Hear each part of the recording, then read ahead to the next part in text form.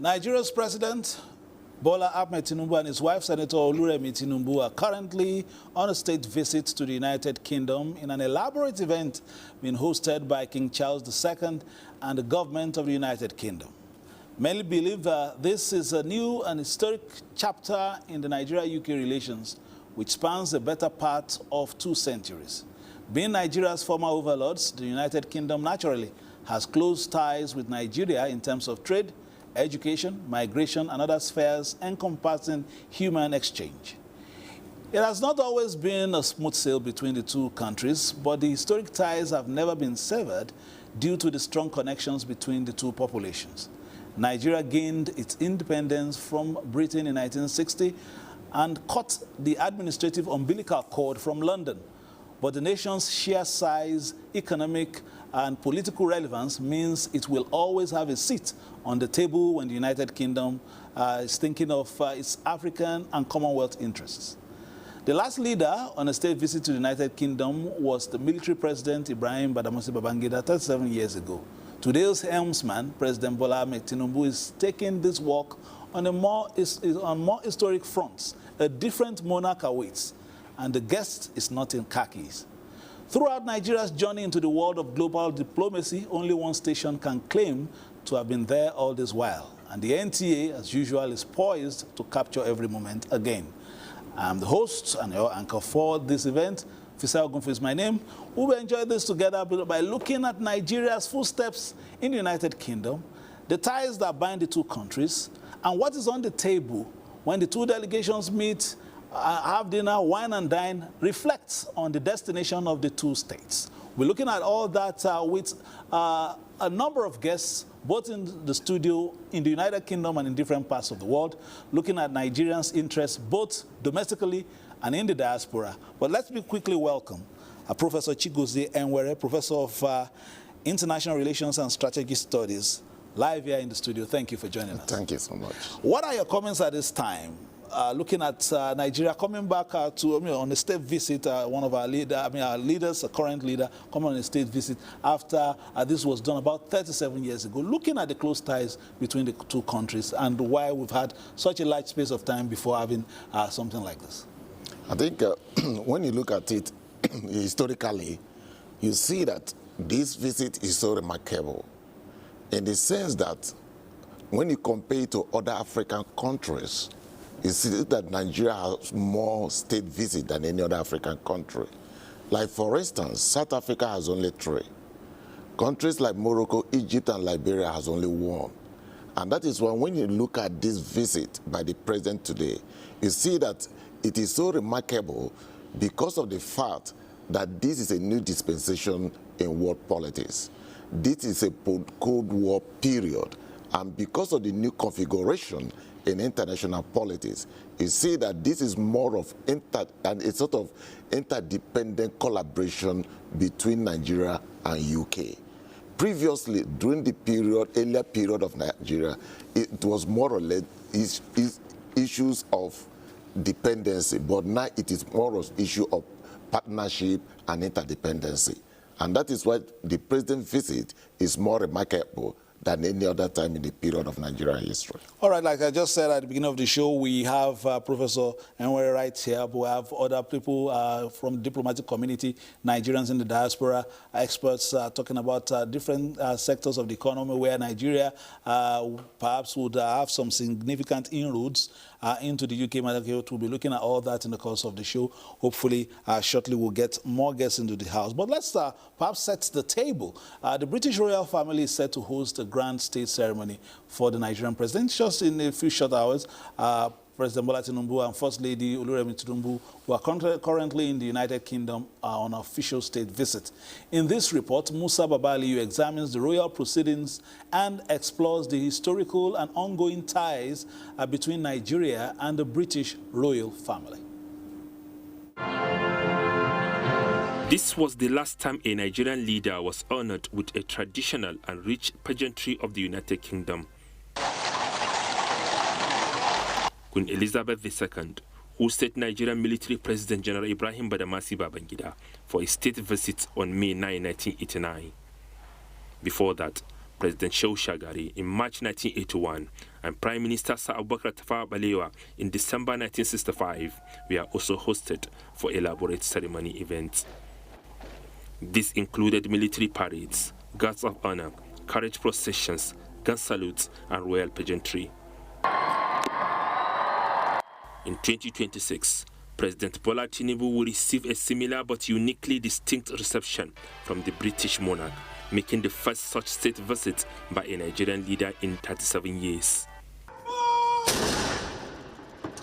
This visit, hosted by King Charles III at Windsor Castle from March 18 to 19, 2025, highlights the enduring diplomatic ties between the two nations. The ceremonies demonstrate respect, friendship, and importance the host country places on the bilateral relationship. They are deliberately granted to make the guests feel especially honored and to reinforce alliance or partnership. Diplomatic analysts are of the view that President Bola Tinubu's visit will help build and maintain positive relations in areas such as trade, security, defense, and culture.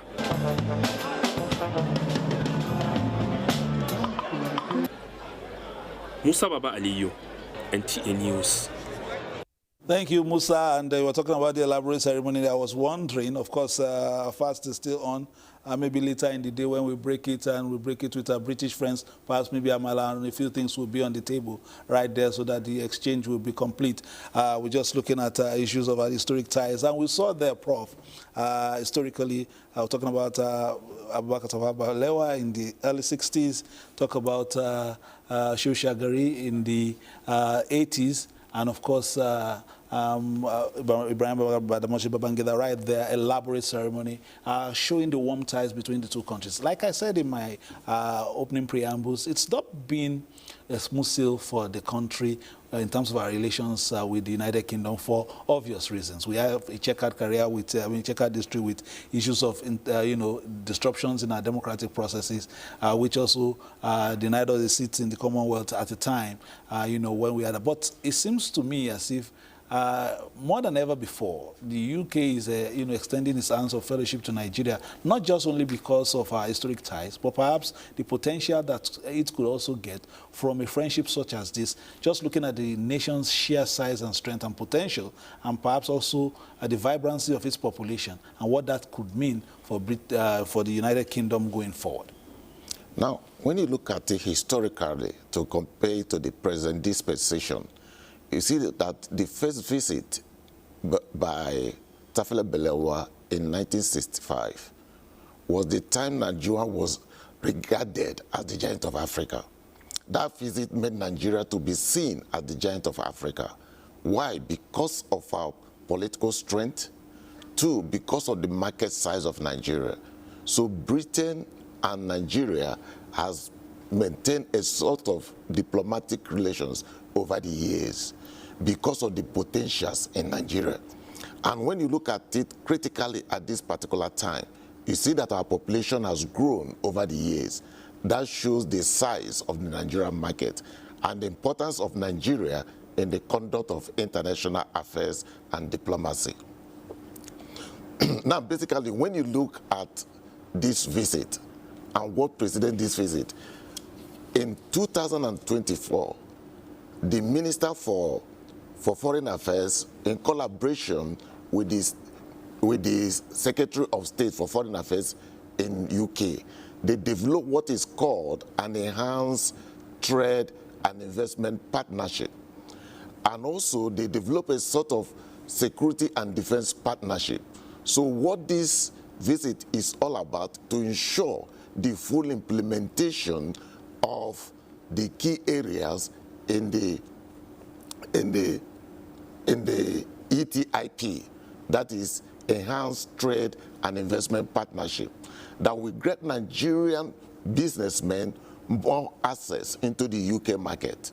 Because the UK gain access to our market, but it's not necessary for Nigeria to get access to the UK market, particularly on the issue of duty-free access to Nigerian exports, which is very important. And also strategically, you see that one thing about diplomacy, international diplomacy, is that each of the of the partners in this diplomatic engagement must identify their basic interests. Now, what is the basic interest of Nigeria today?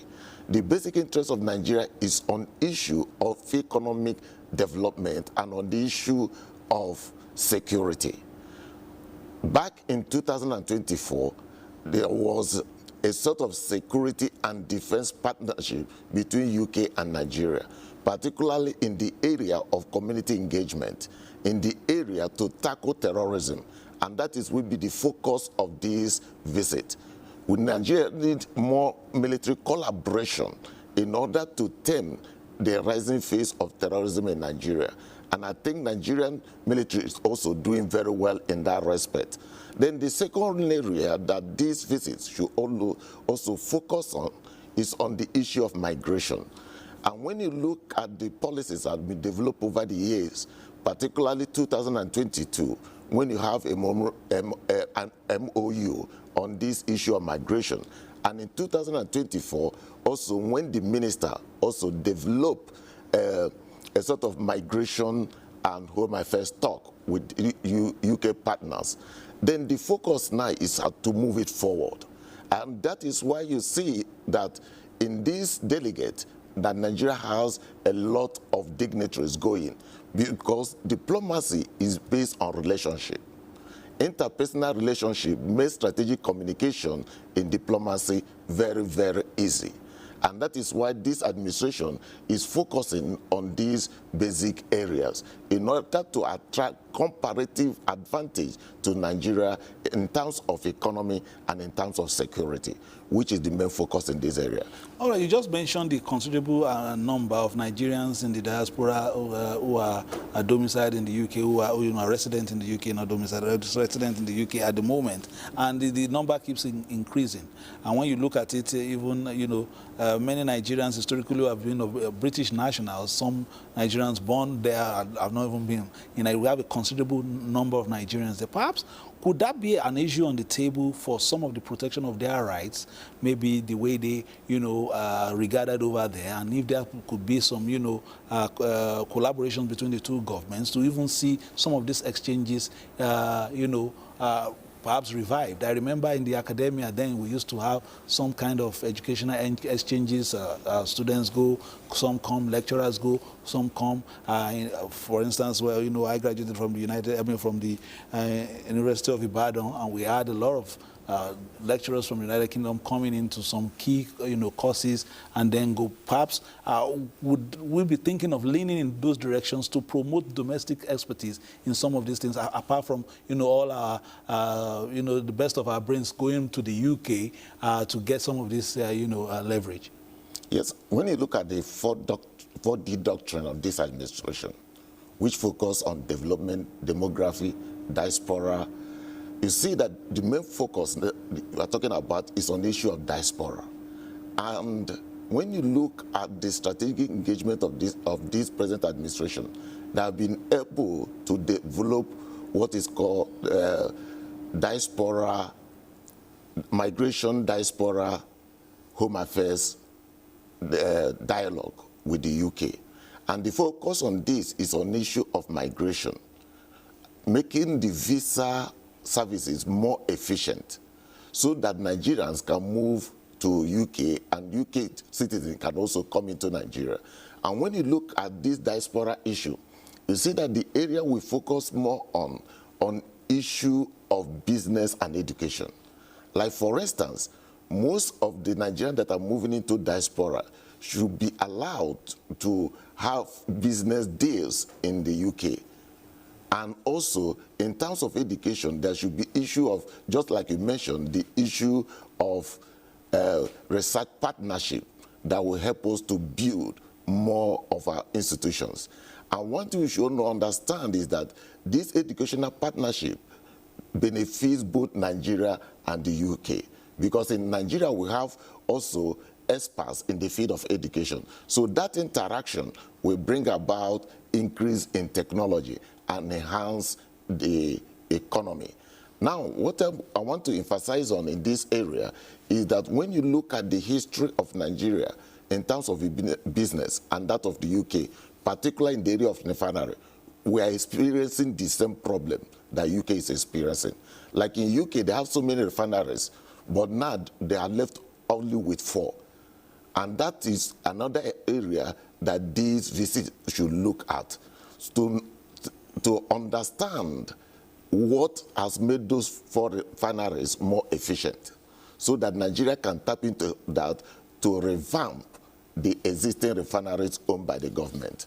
Because one thing about diplomacy is that it is built on economic strength. And that economic strength must be reflected in the cost of energy. Because most of the company that exist in Nigeria today is as a result of production cost. And when you reduce the cost of energy, it will also help to boost the economy of this country and attract more investments into the country. All right. We will, of course, continue in this line. But let me quickly welcome a few of my guests. I've just been told by the director that some of our guests are getting ready online. Professor Mukhtar Imam, Professor of International and Diplomacy and Directing Staff of the National Institute for Security Studies, is joining us via Zoom. Thank you, Prof. And of course, our brother, Paul Ejime, International Affairs Analyst, is joining us via Zoom from the UK as an expert on international affairs. I particularly like his analysis on the West African sub-region and some of the developments there. Mr. Paul, I'm seeing you in green. Is it perhaps to remind some of the people over there that you are a Nigerian, so that today when the president is passing, he can say hello? Yeah, I'm a proud Nigerian anywhere, so any day. So we can't overplay that. So that is it. Our president, he's our president that is visiting. There are issues, there are challenges, and then we will talk about it and see how we can make things better. I think that's the whole thing. Even if you are doing well, they say that a gold even needs shining before, even the best can also be improved upon. So that's what we're talking about. Nigeria all the way. Let's enjoy the moment, and then later come and talk about our problems. Over to you. All right, let's Prof.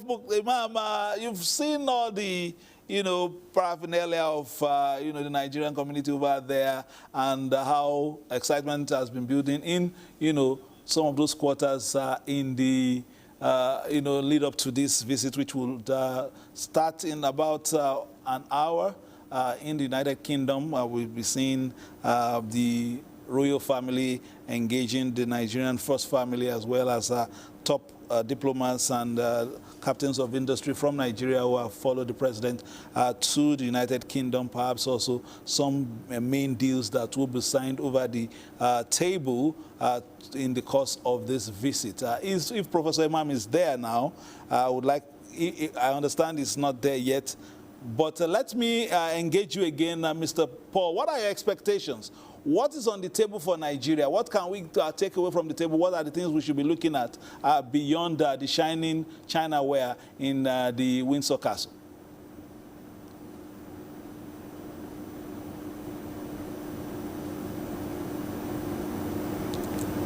Mr. Paul, okay, we understand that. Given the historical, affinity or relations between these two countries, Britain was a colonial power in Nigeria. I didn't like when the word you use, or a phrase, overlord. No, there is nothing over it. That was in the history. Now, we are independent for more than 60 years, so we shouldn't be. But we cannot also forget our history. And that is why one would have thought, in fact, if anything, the trade, for instance, volume of trade is 8.1 billion, pound, and Britain is doing more, almost 5.7 to 6 billion. That the trade is in what they are exporting to Nigeria. So Nigeria is probably doing just 3 billion. Go ahead. There are so many sectors of the economy that we'll be looking at in terms of interventions today. But what key areas, apart from trade? Go ahead, please. In terms of trade, I know that recently there is Britain came up with developing countries Opportunity Trade Act that we're supposed to. No, Nigeria should have been at the, we can't be waiting for that, coming with other so-called developing countries. And given the level of us, we should have capitalized on that to be able to be on top. Nigeria is the 38th in terms of world trade, 38th in terms of those who are trading with Britain. It shouldn't be that. And then, like India also did, Nigerians, this is the, Britain is their favorite place for students to come and study because of that historical affinity. What has happened over the years is that there is, Britain has taken, so we are in by your expectation. What India did, let Nigeria and Britain enter into agreements that will facilitate this kind of relations for students to come, get education, go back, and you. By the way, we have a very large number of Nigerian skilled workers here, particularly in health, that are helping the economy in Britain. And so there should be a way of getting it, not Britain just going surreptitiously or secretly to hire medical workers. Let there be a formal agreement that if they are receiving people receiving skilled workers from us, then the immigration and the issue should be one that will be very, very friendly, all in parts under the Commonwealth system. Nigerians didn't need visa to come to Britain, okay? So, but all that has changed. So, improvement in trade, so cultural areas, okay, like speak on that too. Nigeria is the greatest, almost the world great producer of yam. But do you know that Ghanaians export more yams to Britain than Nigeria does? So these are the areas that we need to look at, and not just. I know that beyond these are probably not going to. You can't take all of them at the same time, but remember also that this is with the king. The king is the ceremonial head. There is a prime minister that is running the government. So all the, and we only have sent our envoy not long ago. That shouldn't be the case. If we call you a friendly nation or we have relations that goes back decades, we should do more to gain from that relationship. So Nigeria should be strategic to gain more from these relations from beyond the royal, razzmatazz. Let there be some concrete benefits, some concrete gains. From I just highlighted just a few of them. Maybe as we go on, one will have time to expatiate on them. All right, Mr. Paul, thank you for your interventions. Of course, I mean, I've missed a line or two from your submissions due to the freezing nature of some of the signals we're getting from you, but hopefully it will be better in the course of the discussion. But you referred to what I said earlier in the introduction. I was just referring to our historic ties and how we cut those ties and became independent, and we severed an administrative umbilical cord and became self-governing. It was just a small allusion to our past. And of course, I was saying with tongue-in-cheek the fact that there are still some artifacts that they still need to return. But we'll move to we'll move away from there. We'll talk about some of the issues on the table. And Prof, you're still here. You listened to what Paul Ijima was talking about and about what is on the table for Nigerians, business heads who are over there, not to be distracted by the color, pomp and pageantry, but looking at the potentials on the table for the nation to be able to cash in on, especially in the economic sector. Yeah, in the area of modern diplomacy now, you see that you don't go with so many things on the table. You select interests that are pragmatic and well calculated, that will achieve specific purpose for your country. You look at the problem the country is passing through, economic or political or security challenges that the country is passing through, and you select interests that will address such and make you an aspiring hegemon within the sub-African state. And you see that Nigeria is seen as the giant of Africa. Nigeria is not there only as a country, but as a representative of Africa. And in that respect, you see that what Nigeria should be looking at now is towards economic interdependency. And my advice is that any financial concessions or economic assistance program that must be signed should not encourage dependency. It should be the one that should encourage interdependency. And that is why you see that in modern diplomacy today, the focus is on industrial strength. Nigeria should focus on improving its industrial base. And that is one focus that we should learn in this. And also in modern diplomacy, the issue of ideology is downplayed. What is more important is the national interest of that particular country. And in this case, the national interest of Nigeria. So every negotiation should be in line with the national interest of Nigeria to improve the Nigerian economy. And at the same time, improve the military strength of Nigeria so that Nigeria can be able to contain any form of insurgency. All right, let's just perhaps also put one or two things on the table on the diplomatic front. The diplomatic engagement between Nigeria and the United Kingdom is taking another turn following President Bola Tinubu's visit. Gabar Mohammed Natala, in this special report, however, examines the relationship that spans decades and now recalibrating partnership under a new monarch, His Majesty King Charles.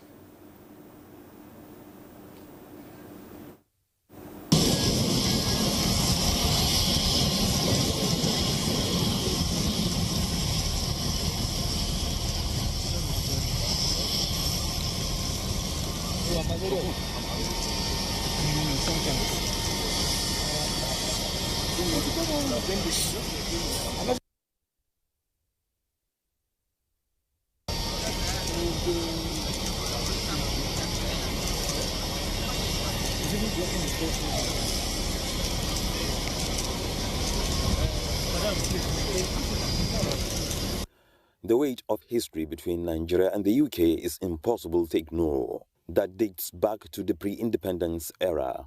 But this time around, the welcoming of President Tinubu and the First Lady in this state visit, hosted by King Charles III and Queen Camilla, is more than a ceremony but a powerful symbol of respect and shared ambition.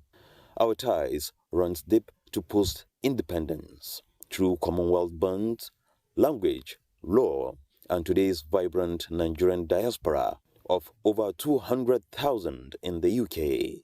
If I were in the British Ministry of Foreign Affairs, External Relations, I would feel concerned that if we fold our hands and watch, Nigeria may get closer to this place. I've spoken about the Chinese already. Yes. They're everywhere. And they become, over time, taken over from Britain as the largest trading partner of Nigeria. Same for the Indians and even the Koreans. So I think that Prince Charles will work hard to reassure President Tinubu of the esteem and the value with which they regard Nigeria. History alone cannot sustain a modern partnership. In 2024, Nigeria and the UK raised the bar to a strategic level. Trade hits £8 billion, covering several partnerships, including security cooperation to fight terrorism and cybercrime, while Nigeria's reforms opened doors to new investments. This visit signals a bold step towards shared prosperity in the current emerging world full of uncertainty, and it is expected that the real work of diplomacy will deliver positive results. Nigeria's foreign policy that prioritizes the 4 Ds, democracy, development, demography, and the diaspora, aligns closely with UK's current interests. And when government officials go to negotiate and go to talk, you have to always have your hindsight to ensure that the new investors who are attracted to Nigeria respect our people, respect our environment, and keep to our laws, so that we don't have the kind of experience in the oil industry. In fact, we from the oil producing areas, we have had, it's almost like a curse in many places. And we have to be careful with solid minerals so that it does not turn out that people can just come take our solid minerals and leave all kinds of environmental issues and the minerals must serve the communities that produce them as they serve the country. So I think it's a good opportunity for both Nigeria, for both President Tinubu and His Majesty King Charles and the Prime Minister Starmer to have very warm and fruitful discussions that will be beneficial to the two countries. This is why President Tinubu's state visit will determine whether this recalibrated partnership delivers for both nations. In Abuja, Muhammad Atala, NTA News. Thank you, Gaba Natala, there talking about historic ties and, of course, diplomacy and what Nigeria should be bringing to the table. Prof, you are still here, and Mr. Paul Ejima is over there. Mr. Paul, you are there, and, of course, you are one of our assets that UK is, in the UK at the moment. You are there, and being a Nigerian, you just spoke about the professionals over there and what they are contributing to that economy. In terms of the Nigerian community there, could there be any kind of, understanding between the two governments in terms of how Nigeria is being categorized, or Nigerian citizens are being categorized in the United Kingdom? We have seen what, the other brother across the ocean has been doing. But in terms of our relations with the UK, which is warmer and, of course, tied beyond, just two countries in the Commonwealth, what would you be expecting that Nigerian leadership over there in the United Kingdom should be putting on the table, especially for Nigerians living in the United Kingdom? Yes, there are, according to statistics from here, under 300,000 Nigerian immigrants here. Some of them, and then about students make up about 50,000. It used to be more than that when the regulations were not so strict as we have it now. So that is a large community. And then these are people, some of them professionals doing their work, others are students, like I told you, and many doing well.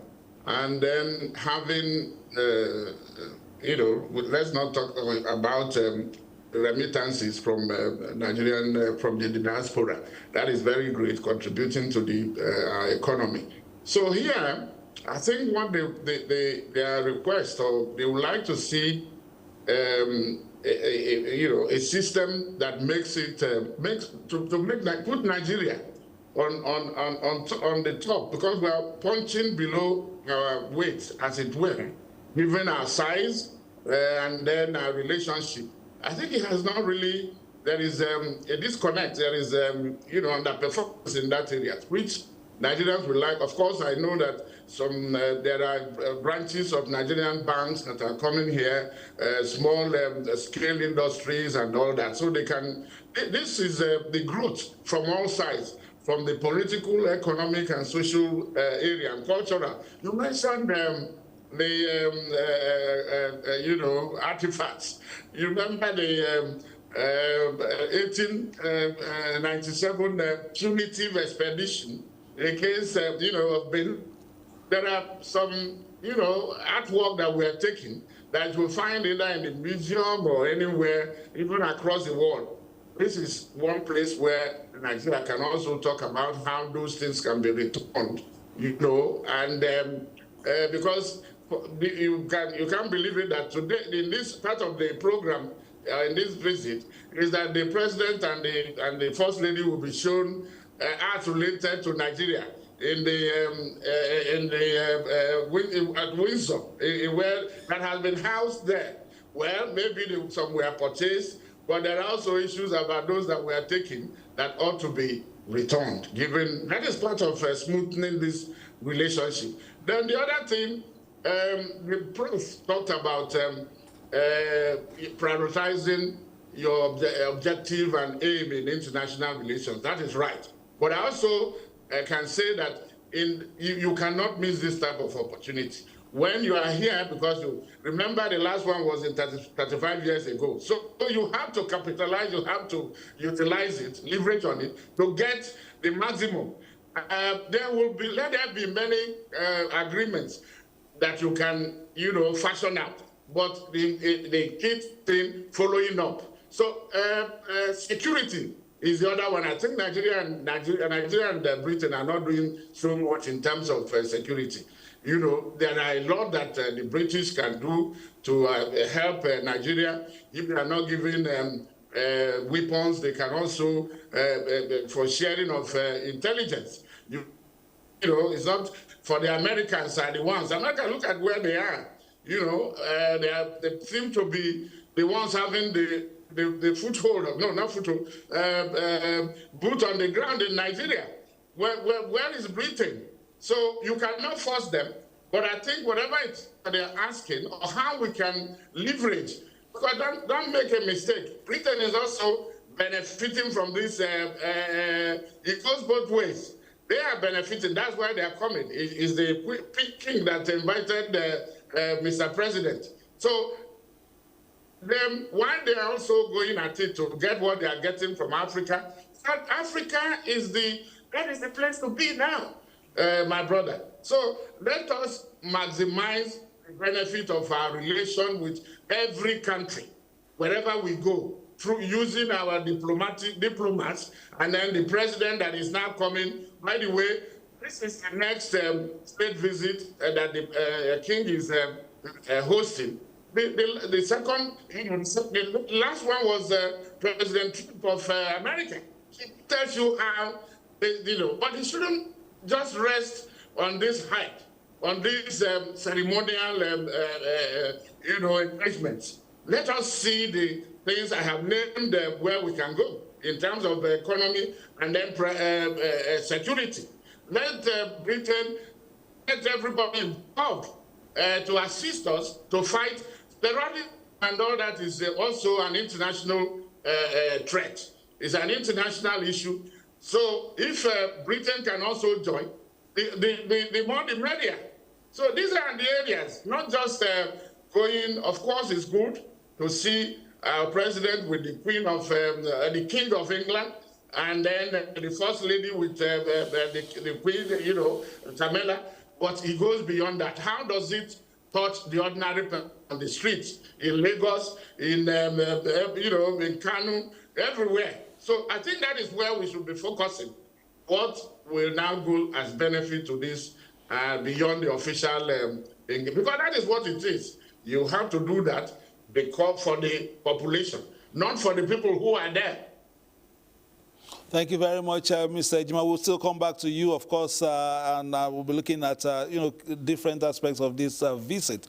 Let me come back to Prof. We have a number of ministers and you know, a lot of sector heads over there right now, and you know, with our relationship with Britain over the years, in some cases we just need perhaps to rekindle some of the handshakes that we've had in the past in some key sectors of the economy. In some cases, we need to open new visas of opportunity. And of course, some of them are already thriving in terms of the maritime sector and some of the agreements over there. But in your own assessment, which key sector stands to gain the most from a collaboration like this? And how would you want us to go about it? Yeah, that's why I say that in diplomatic missions like this, you must identify things that are achievable. That's what I'm saying now. That which ones have, in your own assessment, where would you say, let's take our, let's go and circle our pen across some sectors and make them, you know, in terms of what some will say low-hanging fruits, and then in terms of the medium and long-term plans of the nation for its own economic rejuvenation. So the first one is on economic partnership in that area of improving both Nigeria economy and that of the UK. Like, for instance, you see that UK has existed from European Union for long, and they're looking for partners and markets all over the world. So what Nigeria should look at now is on economic collaboration, not economic assistance, but economic what? Collaboration, so that we can be able to penetrate the UK market. Nigerian businesses can be able to penetrate the UK market as long as UK businessmen are also penetrating into Nigerian market. And that is why I talk about interdependency in this.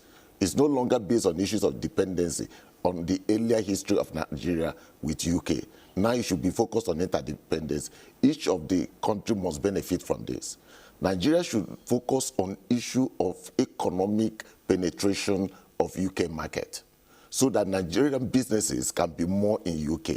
And secondly, you see that when you look at the demographic dimension of Europe generally, you see that their youth population is on the decline.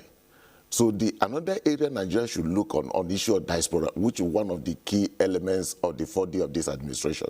And this diaspora issue should focus on, one, exporting skills to UK.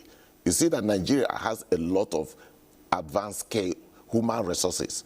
And you see that DK is dependent on Nigeria or human resources. So the president should look at a way of streamlining this to improve the welfare of Nigerians in diaspora, especially the ones that are engaged in improving UK economy. And this is the area that we need to look at least on this issue of visa. So Nigerians will be more benefit on regular migration, not irregular migration. And that will benefit Nigeria more. Because when you look at Nigeria... just not to cut you short, but just to bring on board something that Mr. Paul Ejime spoke about earlier, in terms of the kind of skills we've exported to the UK. We are not necessarily being recognized for this, especially in the health sector. What concessions are being given to Nigeria in terms of when you process Nigerian migrants or whoever is moving to they make it so rigorous and all that. In spite of the fact that in many cases we've exported skills that are provided, that solutions are in those sectors in that country. We are not being recognized for that because it's as if it's just an interface between the person and the United Kingdom, as against Nigeria and United Kingdom saying, okay, Nigeria saying these are the number of skilled manpower that you are getting from this country, and we should be recognized or given some concessions based on the sheer number of the kind of skills we provided for that country. That is why you see that this visit now should focus and establish a sort of commission that will look into the welfare of Nigerians in diaspora. Because in the area of technology, Nigerians contributed. In the area of health, in the area of education. So you see that even in the area of the formal economy in the UK, Nigerians are contributing. So the issue, just like you mentioned, there should be a shift from individual engagement to a sort of collective engagement by the country, so that these Nigerians in diaspora can negotiate for better wages and better welfare for themselves. And this can be done only through the instrumentality of this diplomatic visit by the country. And you see that more use on daily basis. You see that Nigeria is coming up with more graduates. And you see that this is the time for us to export it to other countries and establish businesses. That Nigeria should have access to businesses in UK, so that most of the Nigerians that are going out can work in those businesses. And at the same time, we should also look inward for our own industrialization to add value to most of the agricultural products, just like you mentioned, the issue of yam, exporting yam. We can't export yam in its crude form. We need to add value to that yam before we can be able to export, to provide skilled manpower and employment for this use in the country, as well as Nigerians in diaspora. So at this era of economic development and in this era of reconfiguration of world politics and economy, there is need for us to add value to every product that we're exporting. And that is why I talk about the issue of refinery. So you see that they get more from crude in Nigeria. Is there need for us to improve on this crude so that we can have more markets and more penetration to the UK economy? And these are the focus areas that I want Nigeria to look into based on my personal advice in this particular issue. All right, but you just touched on domestic competence in our manufacturing sector, especially perhaps beautification or strengthening the value chains before we export, so that at least the standard is assured even from here. Looking at the issue of the yam that we're talking about, we were supposed to have come up with researches to dewater the yam, to do all kinds.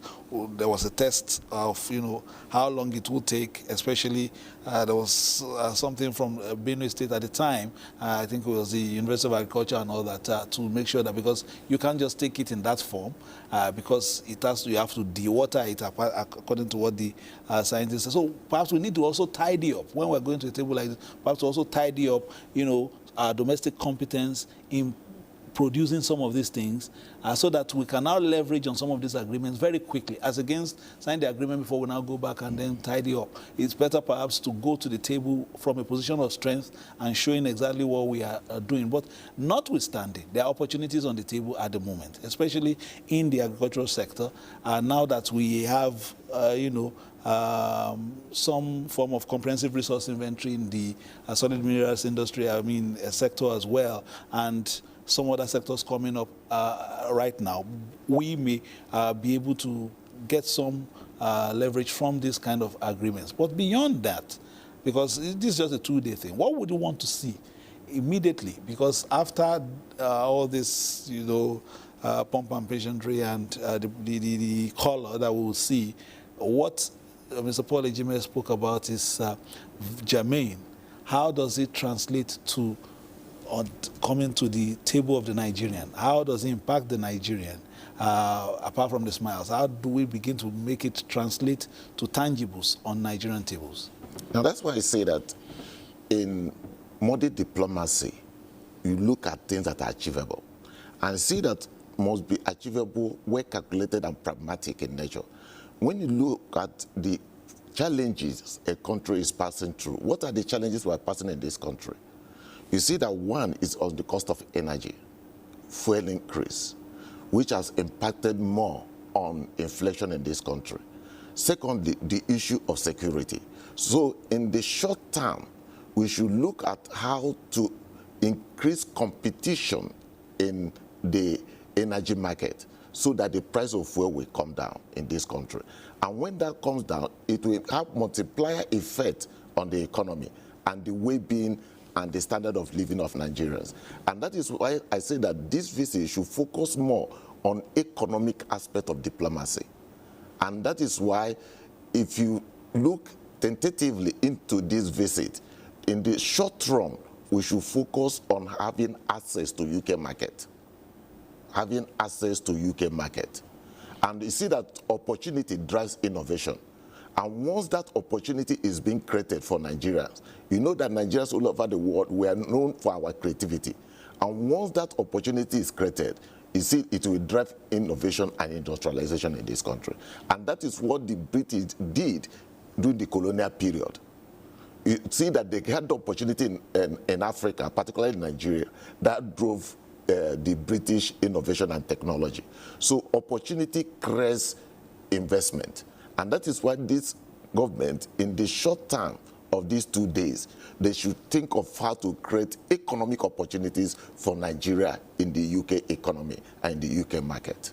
And it will drive technological and investment opportunities in this country. All right, I got, just a lineup from my business correspondent, Benny Adams, who were talking about landmark agreements already signed under the UK-Nigeria Enhanced Trade Investment Partnership that you mentioned, ETIP. It says these deals span financial services, technology, education, manufacturing, reflecting a bilateral trade relationship now valued at 8.1 billion annually. Zenith Bank officially opened its Manchester branch on the 17th of March 2026.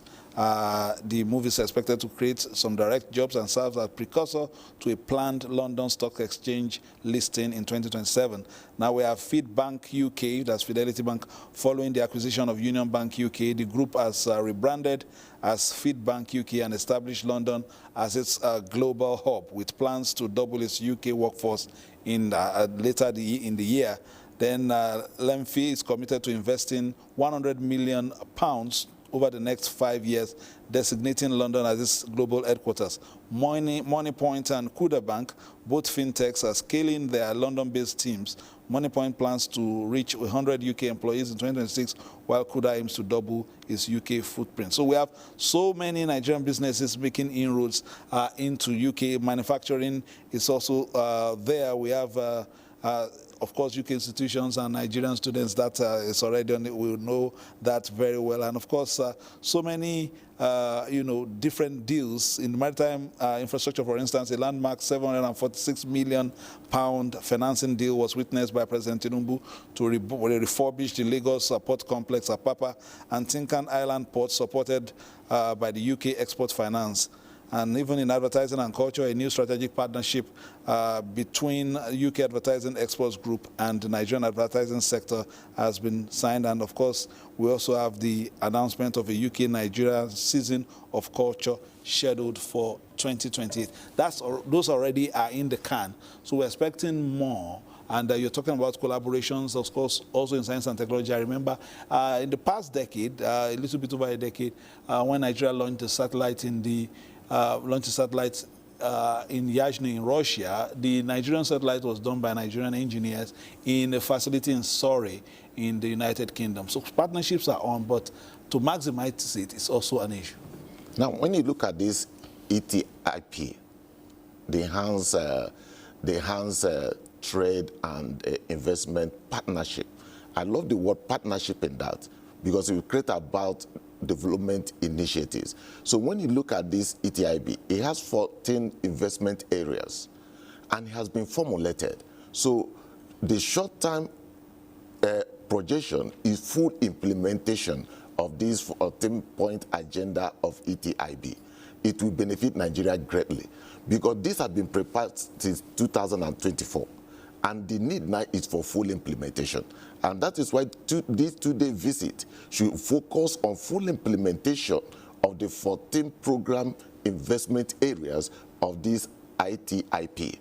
And the second one that was prepared before this visit was on UK-Nigeria security and defense partnership in 2014. So in this short term, Nigeria should also focus on full implementation of these security and defense partnership.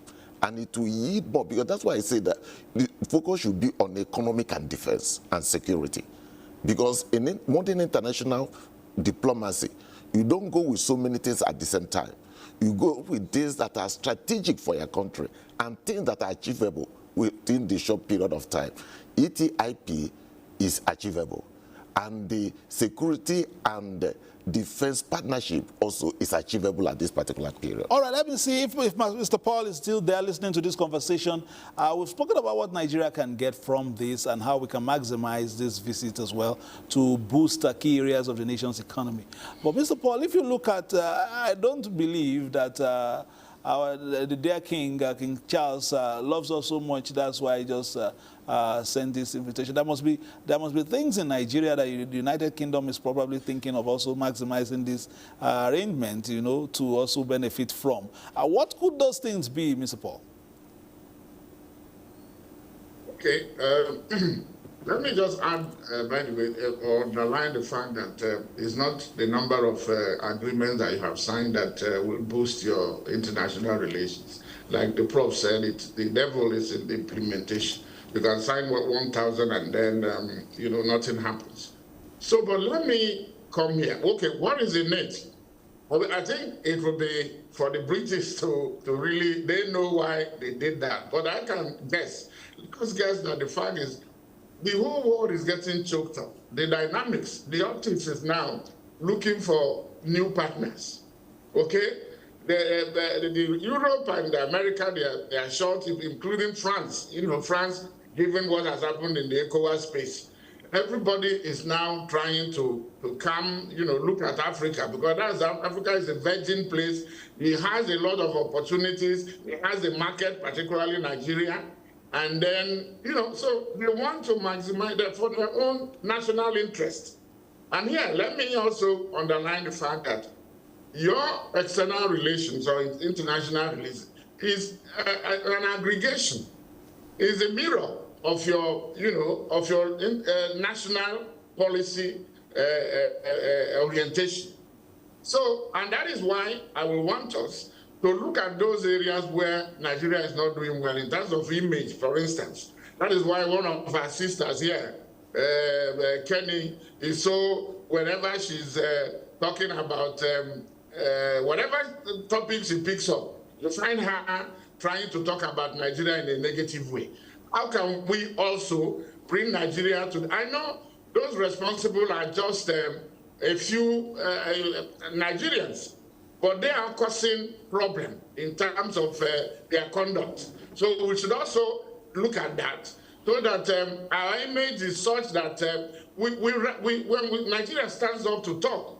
Remember in those days, there was Nigeria contributed to the independence of so many countries, African countries, particularly in Southern Africa. Why? Because it uses oil power. It was able to nationalize BP, the British Petroleum. It can talk. But how much is that today? Have we lost anything? Is there anything? So if we have, how can we regain that position? It's not enough for people to call us the giant of Africa or a hegemon in West Africa. We have to prove it. We have to show it. Okay, so what the British are looking for should be, let them work at it. But for us in Nigeria, what we will do is also to maximize whatever gain we are from any agreement we are making. It will put Nigerians first. No, because, like I said, your internal policy is a reflection of what you are doing outside. People are watching. People are also looking at how Nigeria is treating, how Nigerian government is treating Nigerians. And so if you are not treating Nigerians well, you don't expect others to treat your citizens, in a better way. So whatever goes wrong comes around. I would like to see Nigeria where we will be proud to go anywhere. People are looking at our green passport, and then to them, it reads fraud all over the place. When in fact, because of the conduct of a few Nigerians, when in fact, the majority of Nigerians that are outside are doing great, are contributing to the development of these countries. In the past, when we talked about brain drain, let me go back to that, because that's part of the issue that we need to address. Prof has already talked about it. It shouldn't be these individuals fighting to get good conditions. Like India has gone, even now that their visa issue, India has come to Nigeria, a former British colony too, to get a concession for his own students. Nigeria can do the same, so that many Nigerians are no longer considering Britain as their favorite destination for education because of the roadblocks that have been put there. That can be removed. And of course, they say some Nigerians are abusing that. So we also work on that, because you cannot be expected, when you are coming to just equity, you have to come with clean hands. So there's a lot to do. Not much can be done during these 2 days, I can tell you. But when now the diplomats now and the experts take over, they will now work on it, because remember that it's the technocrats that will work on what the presidents and the heads of state will sign off. So they have a lot of work to do to bring all this into the fore. Whatever is our priority, economic development, penetration, there is what they call quality assurance in our products. Let us make sure that I go to Nigeria. Please don't blame me if I'm talking about yam.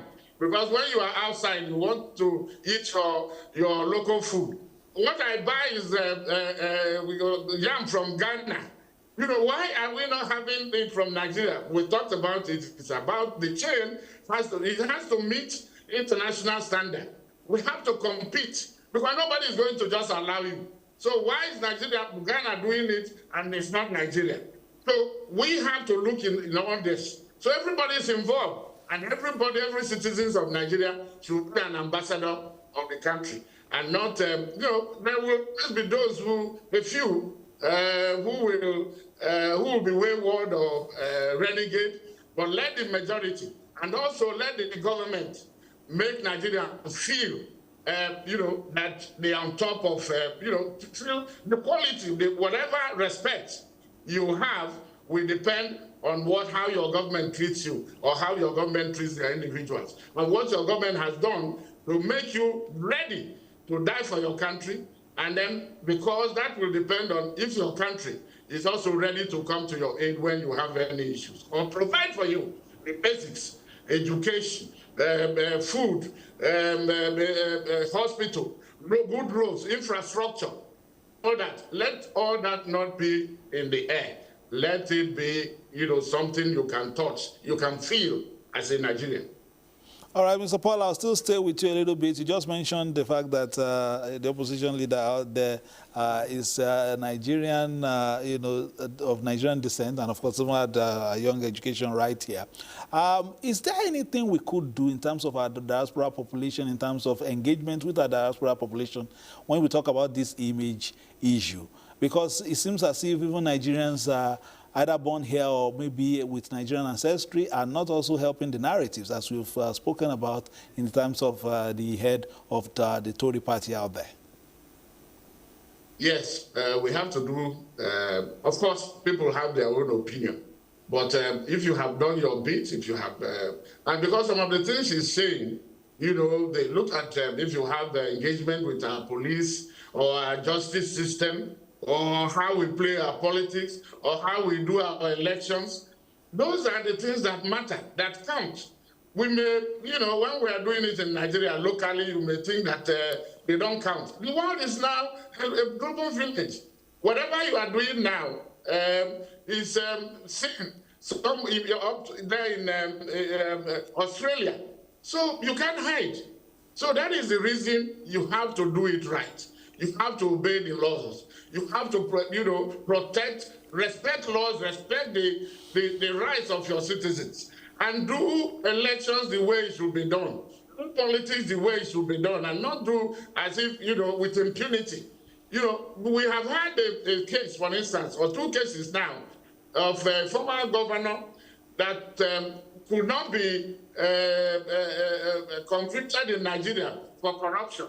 But when he got to Britain, he was he pleaded guilty to those same similar charges that could not get him convicted in Nigeria. What does that say about our justice system? Today, too, another former minister is undergoing what is it called? A trial in Britain. But in Nigeria, I can tell you that in Nigeria, these are the things they are looking. How is our justice system? What is human rights? But these are the things that we say we are professing democracy. Let it not just be on paper. Not actualize it. Let it be seen, not just on paper. So I'm going into detail to tell you the job that we have to do for ourselves, both by the government, the media, the civil society, every citizen of Nigeria. We are all involved in that. How? By putting people who, that will represent us well, not because of their money, not because of tribe, not because of religion, but doing it the way that when this type of people, they can stand their own, even outside Nigeria, because they are also going to negotiate. They will be a representative outside. So why would we go for second 11 or third 11 when we can present our first 11? Let us put our best foot forward in everything, in politics, in economic, in social affairs, all that strata of life and segments of life. If we do that, we will command that respect so that nobody drags you out and on the queue. At the airport, you are traveling, they say because of your passport, they drag you, they keep you there. When you not ask, what offense have I committed? He said, they tell you, no, it's not about it, it's because of your passport. So let us work on that to make our passport respected and respectable. Well, thank you very much. Let me assure Mr. Paul Ejime that you are in the first 11. That's why you've started this discussion with us early this morning. We'll keep you in the first. In fact, we are not ready to substitute you. So just wait online so that we continue to judge you together. Prof is still here. Prof, you listen to him. They say sometimes your character is a big part of diplomacy. When they see exactly what you portray in your country, people are eager to also engage with you. Beyond that, of course, we'll be looking at how things will trickle down to, to the different sectors that hopefully are in need of the keys of life, a shot in the arm for some of these key sectors. And of course, very shortly we will be having general elections, and Nigerians in the diaspora are saying they want to be a part of it. Of course, that may be difficult, but some of those things will be on the table when the Nigerian president perhaps will have an opportunity to speak with Nigerians in the United Kingdom. Now, let me just emphasize on what he has said about the leader of the opposition.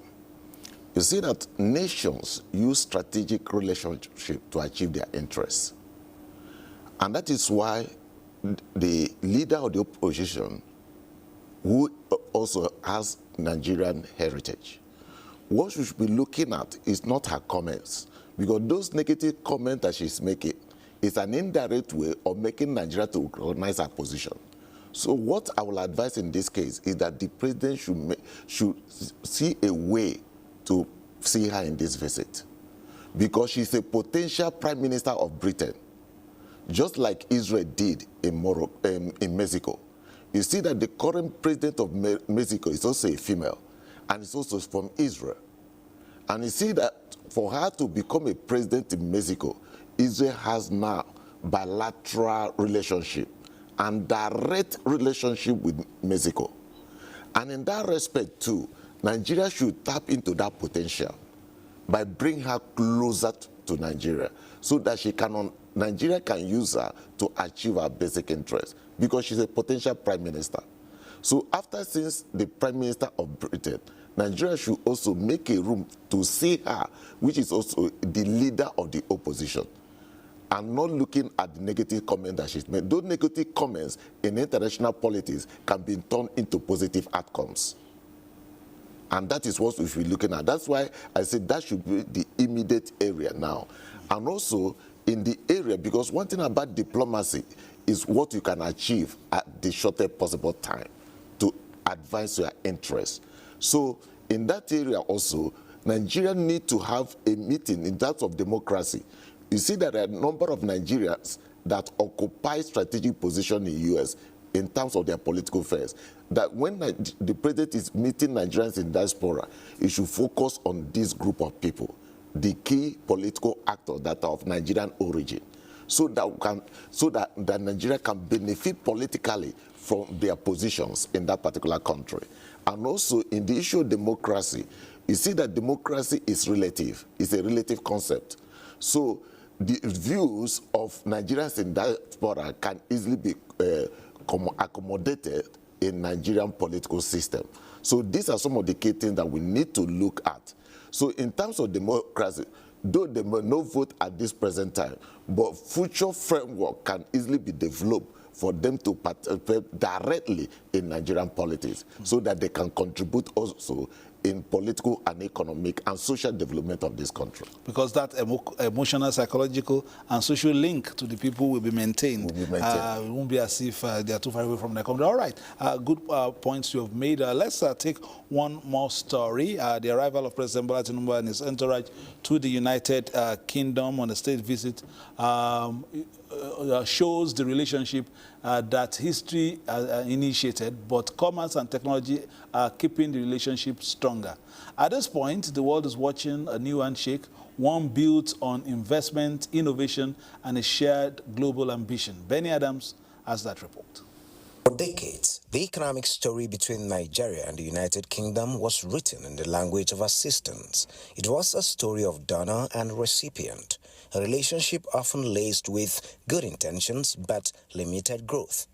But today, in Ondo State, it is a different story where $40 million investment from the UK's British International Investment isn't just help, it is a bet on Nigerian cocoa, Nigerian labor, and a global supply chain that now runs directly from Gulf of Guinea to the shelves of British supermarkets. This is the enhanced trade and investment partnership in action. It is the first of its kind between the UK and the African nation, and it has fundamentally changed the sitting chart. The numbers tell the tale. Nigeria is not just talking about boxes of grain anymore. Talking about Nigerian banks becoming the primary destination for UK capital, accounting for 65% of all foreign inflows into the country this last year. From the DCTS trade scheme, which allows almost everything in Nigeria to enter British ports duty-free, to the UK universities now opening physical campuses on Nigerian soil, the dynamic has flipped. Services, whether it's in tech, financial services, technology, agri-services, educational services, health services, all the services that Nigerians do so well. And we focused on exports of services. How can we dollarize? How can we attract foreign investment and export proceeds through exports of services? So we prioritized business operations, outsourcing of business operations. We have an intervention on that, so that Nigerian youth can have jobs right from here in Nigeria. They don't need to jackpot. They can earn foreign exchange right from here. We're on a good time zone. We're an English-speaking population, and Nigerian youth are entrepreneurial, dynamic, mentally agile. The old donor model was about keeping a ship afloat. This new strategic partnership is about building a faster ship together. It hasn't been a seamless journey, but the tone has shifted. When the president of Nigeria stands in Downing Street today, he isn't there to collect a check. He is there to sign a contract. In Abuja, Benny Adams, NTA News. Thank you, Benny. I know you have been looking at those sectors and counting every penny. We'll be looking at all that, of course, in the course of this visit, and of course, I'll be seeing that, of course, in your packages, so that we see what exactly should be coming in profit. I saw, Benny, there are some agreements being seen, and I saw in Ondo State he was mentioning the cocoa value chain, which you mentioned earlier, talking about domestic competencies in the manufacturing sector, in the agricultural sector. Before you get your things to standard, you will get customers. Yes, that's exactly, I think his comment and your remark is very wonderful. That is where Nigeria is focused. Any agreement that Nigeria should be signing now in terms of economy should not focus on export of raw materials. Because when you look at the history of Britain and Nigeria from 1960 to 1989, you see, it is based on export of raw materials. And that is why this visit now by the president is more spectacular, because of the fact that we should focus on industrial strength. Because you see one thing in international politics and diplomacy, nations with strong industrial strength have comparative advantage in terms of signing MOUs. So we should focus on increasing our industrial strength. And what do we do it? Just by the suggestion you have just made, adding value to our agricultural products, even on the crude before export. That will attract more foreign exchange. That will attract more economic influence. Because what we also have at the back of our mind is that you see that in the current period, contemporary era, now after the era of globalization, you see that what is driving diplomacy now is nationalism. That is why in West Africa you have Russia, you have US, and you have UK, and you have China. So what is driving the contemporary diplomatic interest of nations now is nationalism, not globalization. That is why whenever you see Trump talking, he talks about America first. Nigeria should also believe Nigeria first in any agreement that we are signing, so that we can have more comparative advantage. Like, for instance, this agreement, you see that UK has done their strategic homework, verified. They are focused on what they will benefit from Nigeria. The agreement they are signing, UK is trying to have more comparative advantage. And that is why this issue should be based on partnership, interdependency. Each of the parties shall benefit equally. And that is what the president should be looking at in this signing of agreement. It's no longer based on model of dependency, but now on model of interdependency. Because from 1960 to this period, Nigeria has grown in terms of influence in West Africa, in terms of influence in world politics. So now we are not coming into this agreement based on point of weakness, but on the point of strength. so that we can benefit adequately from the comparative advantage. Because UK now has a sister from EU, and you see that they are trying to get more partners and allies all over the world, particularly in Africa. And what are those allies for? They will encourage you to export raw materials, but this time around, we don't need to export raw materials anymore. We must add value to any product that we are exporting. What makes America great is because of economy, it's because of industrial power. What makes China great today in world politics and diplomacy is industrial power. And that is what we need to focus on. What will make us to increase our level of industrialization. Mr. Paul, you had Prof.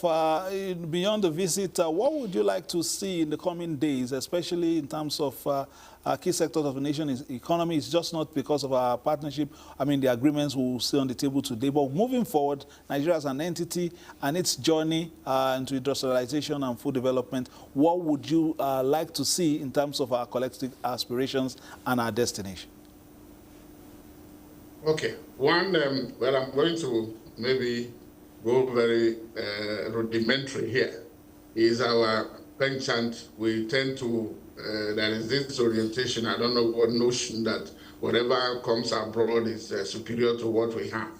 And I heard Prof talking about make Nigeria first. And making Nigeria first should not just be when you are talking international relations. It has to start from home. Charity begins at home. You will see the vehicle that is chauffeuring Mr. President and all that, or other places that you go. Some of these vehicles are made, or most of the things are made in that country. Nigeria is also, should encourage, local industry, the development, don't put them in a very difficult position. Because you can't even, for instance, people will prefer foreign rice to the ones made in Nigeria. And Nigeria can actually look at it. The agricultural potentials are too much that we have not even explored that. But we are looking at the one we want to consume, the one of good quality. Why can't we produce it? Why can't we use our own cars? Why can't the people in the assembly or everywhere use cars that are not better manufactured or assembled in Nigeria? If you go to India, that's what everywhere.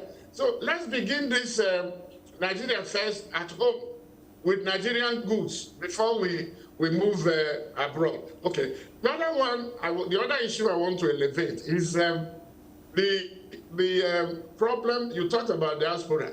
The communities that are here, what they are facing. Some of them that there is a shock culture differential, and some people face a culture shock, culture assimilation. When you have children here that are not guided, they follow the Western pop culture. They usually stray. The community here, some of them are dealing with mental health issues or whatever, and when they are here because of the differential in the way children are brought up, they go astray, and some of them are on the street. They are not for even those who are sent to come and study. They are pursuing other things because nobody, when you are 18 or whatever here, nobody tells you what to do. They say you are an adult, you can take. Nigeria needs to work on that. I know there's an organization, GCK Collective, that is trying to help some Nigerians that have strayed. The culture is different. For instance, here, one example, those things that we take for granted at home, that maybe when there is an accident, you jump to come and help. When you do it here, you are going to run into trouble with the police. Those who do not have that kind of reorientation, they usually get into trouble. Hence, you find some Nigerians now who are abroad returning their children back to because they think the background is not there. I think the way we are still doing it in our culture is good. There are things we can take from other people, but let us maintain our own tradition and culture that are good. There are some harmful cultural practices, but value system, to teach the child that good name is better than riches, is better than money. This get rich overnight. I hope I'm not preaching. But go ahead, one issues that are facing our Nigerian community here, which those at home can also assist, and those who are here, to raise up children that maybe we will also have a prime minister of Nigerian descent, who will not be talking down Nigeria, but will be proud that she is from Nigeria. So these are the work that we have to do, whether you are in the diaspora, whether you are at home. So it is, before you now expand it, you may think that is, what am I talking about? Value system. The value family system has become dysfunctional. It has collapsed. We need to work at it, both from home, and then make sure that what we're exporting, not just goods, because we're exporting human beings. Let us send the best of us, and retain, make the best at home, so that our country can be great or become greater, and then put our best foot forward as the ambassadors of our country. Thank you very much, Mr. Paul Ejime. I understand what you are saying. We've seen young students, being sent back from UK and in different places because the parents still just can't stand how they are developing in the diaspora, because naturally they send them back. Then some of us here would also say, please keep your child. We don't want. Oh my God. Let's move on, please. Prof, you are here, and he has raised several questions. We are not exporting just goods. We are exporting human beings. And when you are exporting human beings, image is necessary. Image is important, because the perception of one Nigerian affects the other. And so perhaps that's also an aspect of diplomacy that Nigeria should also work on, because any Nigerian leaving the shores is an ambassador of the country, though not a formal one, but that is what he is. Because when you, I've seen in UK papers, when a Nigerian is representing them, they say Britain. Somebody will call him, Bukayo Saka, for instance, is from England now, but we know his family here in Nigeria. But if he's somebody who commits an offense in the United Kingdom, they say Nigerian, who is here in the United Kingdom. So how do we begin to, distill all this and make sure that our image is in pristine condition? You see, one basic thing here is this. You see that the character of a nation determines its stance in international politics. And the character of an individual is a reflection of the character of the state. So what you emphasize, what you are saying is actually the point. And one thing we should always understand is that, just like I have mentioned, traditional values. You see that these traditional values and socialization process starts from the family circle. And if you can be able to groom our children in a way that they can be a formidable ambassadors of this country, because diplomacy move from state to state, the value to people diplomacy. And because of this, the character of people matters. And we're exporting skills now, which is more or less exporting more of human values to that particular country, to UK. So what we are going to look at in this process is that if you see children that are trained in Nigeria and the one that are trained abroad, because the westernization process, once you go there, the westernization culture will gradually erode the traditional African culture in you. So what we need to do at that particular level is that the families abroad should also ensure that their children are groomed in the African culture. Because when you look at most of the parents in Nigeria today, they want their children to speak more English. And you see that language is important in molding an individual. If your children only speaks English, they will think and reason in the context of other people's culture. But when you teach your children the language, either Igbo, Hausa, or Yoruba, you teach them the indigenous language. You want them to think in that language, because technology listens to the language of the people. Look at the Chinese. whenever any technology they're exporting to you is in their language, Germany, UK, America, the technology of humans are driven by their own languages. Because when you take your own language, you understand nature more and how to convert nature into positive outcomes in the society. So our Nigerian parents should actually develop a link between Western culture, where it stops, and African culture, where it's supposed to be, so that we can have individuals in diaspora that can represent the character of Nigeria. Just like you mentioned, you say that when they do right, they call them the British citizens, but when they do wrong, they classify them as Nigerians. So you see that in every international engagement, nations aspire to have hegemony, and that hegemony is driven by values. So the Nigerian culture should be developed in a way that Nigeria should not only sell their skills, but also sell their values to the international system. Thank you very much. Let's take one more. I think in terms of the value and relations, Musa Abubakar came up with a package, and it says President Bola Tinubu's visit to the United Kingdom is placing renewed focus on the development partnership between the United Kingdom and Nigeria as both countries seek to deepen cooperation in trade, investment, and economic reforms. The engagement is expected to strengthen ongoing programs coordinated by the UK Foreign Commonwealth and Development Office to support governance reforms, climate resilience, and job creation across Nigeria. Nigeria and the United Kingdom has grown beyond diplomacy into a development alliance shaping economic growth and social progress. We already have a strategic partnership which covers different sectors.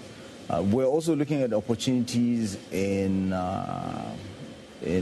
digital technology, in IT, in the startup ecosystem. So particularly business process outsourcing, we see it as a solution to migration.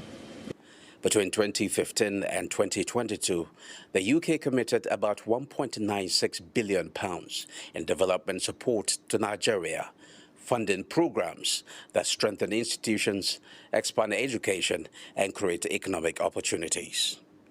Working through the UK Foreign Commonwealth and Development Office, both countries continue to implement initiatives that touch millions of lives. In 2024, the partnership deepened with £272.6 million in new agreements targeting governance reforms, climate resilience, and critical infrastructure. Economic cooperation is also expanding, with investments from British International Investment supporting agriculture, energy, and small businesses, while bilateral trade between the two countries now exceeds £7 billion annually. From farms to classrooms, the impact is growing. UK-backed agricultural programs are supporting 3.79 million farmers, while education initiatives have helped over 8 million Nigerian children access better learning opportunities. Health programs are also strengthening Nigeria's response to diseases such as malaria, tuberculosis, and HIV/AIDS. With billions invested and millions reached, the partnership between Nigeria and the United Kingdom continues to build pathways towards sustainable growth and shared prosperity. In Abuja, Musa Abubakar, NTA News.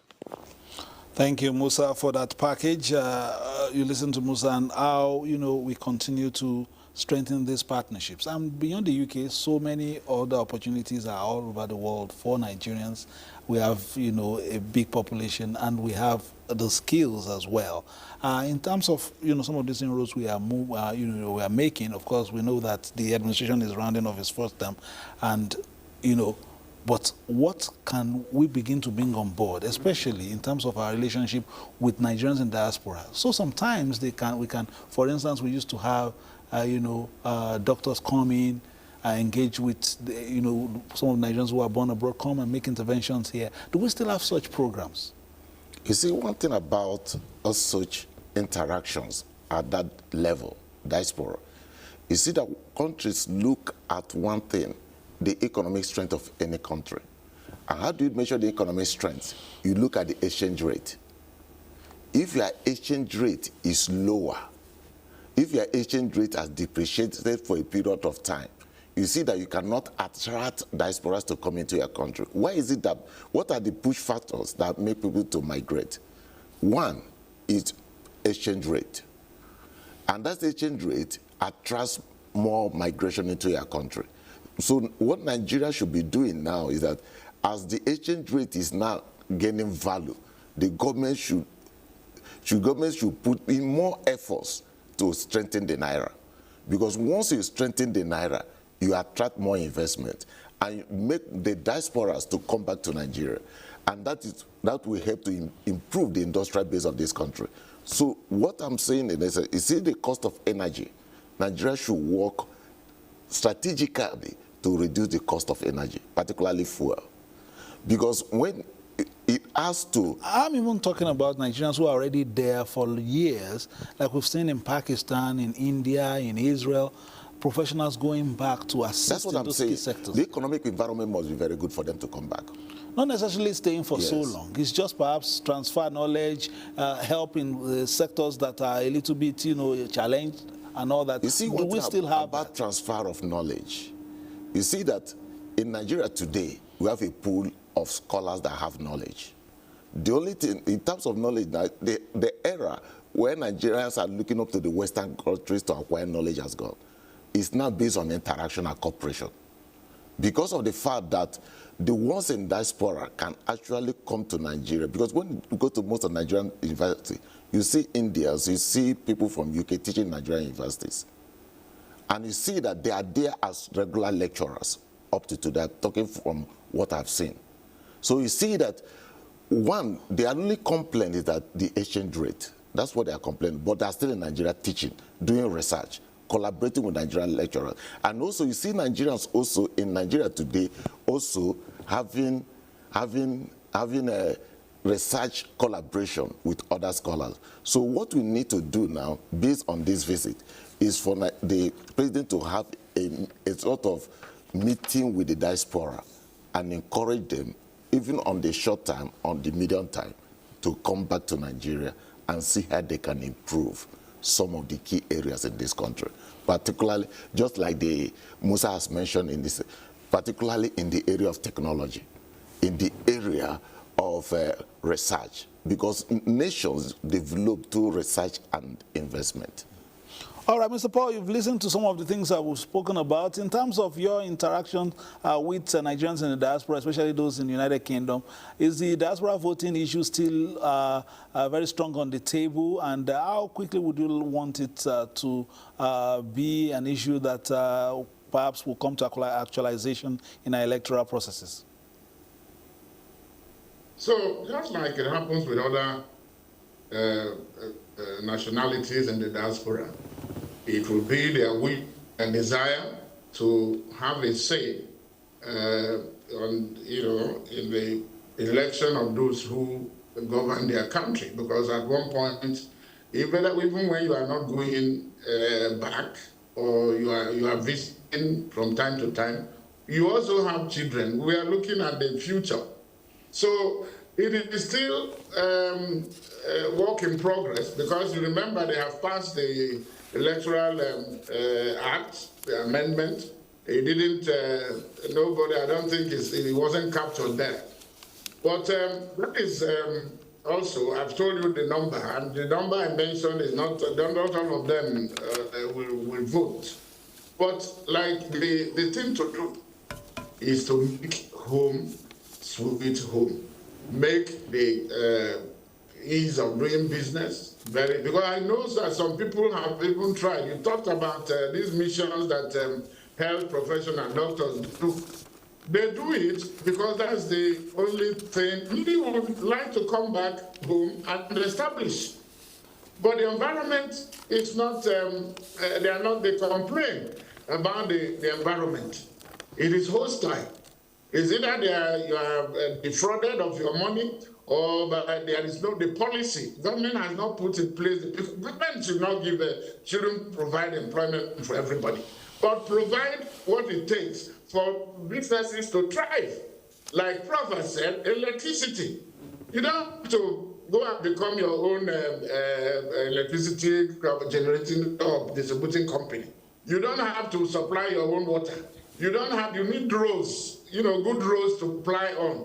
You have kids. You need to send your children to good schools, quality schools. If you are driving, the roads should be good, not dead traps. So these are, we have at home, the government and the people have a lot to do to make home conducive, to make home a place where business can thrive. You have seen what even billionaires like Alhaji Dangote, what they are going through, trying to put in place on the issue of trying to stop this shameful thing of a producing country having to suffer fuel scarcity from time to time. Now you see what he has gone. How many people will? So make it simple for the struggling or the average person who wants to come home to set up the health workers. If they have some of them, if they have the condition were right, I know many of them will set up at home. So that is what we'll have to work at. And those are, even when we are trying to attract foreign investment too. What has happened to our local investors? And because that is what they say, that the rat at home will tell the mouse in the bush that this is where the food store. If things are not good for those at home, nobody is going to come. Foreigners will not, because they are also following what is happening in the country. Like I said, it is a global village, everybody knows. And you know the reason many of them are still here in Nigeria is because they have weighed the risk, and they know, for instance, the oil companies, they are still doing, because if they went to other places, it will not, they won't get as much profit as they are getting in Nigeria. That's why some of them are still there. Otherwise, some have divested, some have left. We shouldn't be doing that when we are supposed to be attracting. In fact, it will be the people, they should be rushing. Investors should be rushing to come and invest in Nigeria and create employment. Nigeria has the human capital, you have labor that can work there, create employment. So all this issue about people crying that government should create jobs for them, they find it. And when you are, again, let's go back to this as some of these agreements they are signing. Let it be the type that will come home. If you are setting up a factory, don't go and import. Set up the company, the factory at home to create for Nigerians. Okay, you can give them, you can incentivize them, give holiday, and whatever waivers, and make it, very friendly for them to invest. But it cannot be on paper. It has to be seen to be working. Otherwise, all we are doing is just talk. The proof of the pudding, they say, is in the eating. All right, and that's quite some pudding you served this morning. But very quickly, let's look at the lineup of activities at the top of the hour. Activities will begin in London at Datchet Road, Windsor Castle for the ceremonial welcome by the royal family. And then, of course, the president and his wife will have audience with the king at Windsor Castle. After that, they will have activities at Vickers Hall in Windsor. And, of course, later in the day, we have the state banquet hosted by the king himself, King Charles. And we'll have the Prince and Princess of Wales and other members of the King's Court in attendance. On Thursday, which is tomorrow, at about 11, we have the laying of the wreath at Westminster Abbey. And, of course, the visit to 10 Downing Street That is the office of the Prime Minister, Keir Starmer. That one will be at about midday, and then, of course, we have bilateral, discussions and agreements and talk with the Prime Minister. After that, the First Lady will be at the church service, and of course, reception. There will be a reception by Nigerians in the United Kingdom also on Thursday. So it's a full itinerary, and of course, it will be full engagement for the Nigerians, the Nigerian delegation to the United Kingdom, and of course some familiar faces will be seeing themselves again, because of course we have a lot of Nigerians in the United Kingdom, and it's been an opportunity to see family members coming in from Nigeria, as well as, of course, old friends chit-chatting while we sign some agreements and, of course, rekindle this spirit of brotherhood with the United Kingdom. Prof is still here. Prof, it's a loaded package for the president. He's going to visit several places and have audiences with the king, the prime minister, as well as Nigerians in the United Kingdom. Beyond all this, of course, the business of running the state would commence again after this weekend. But for Nigerians in the diaspora, what would you be expecting, especially when they have the session with their president?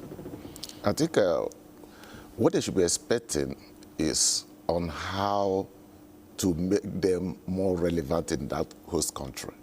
Because one thing about diplomacy is that you are citizens that are resident in other countries are part, their interests and their welfare is part of your national interest. So in their meeting with the president, they should be open to tell the president the challenges they are facing through. Because most of these challenges can only be done through diplomatic intercourse between the states. So that when the president meets the Prime Minister of Britain, he can use the state influence to solve some of those challenges and make Nigerians that are in UK more relevant and make them to contribute not only in the UK economy and also to contribute to the Nigerian economy. And secondly, the diaspora should also be open to talk about the potentials and opportunities in that country. They should be open to tell the president the opportunities and the potentials in that country that will help Nigeria in strategic planning, so that when the president comes back home, he will look into the weaknesses and the strengths and come up with policy actions or policy statements that will make Nigeria more active and benefit more from this visit. And that is why I say that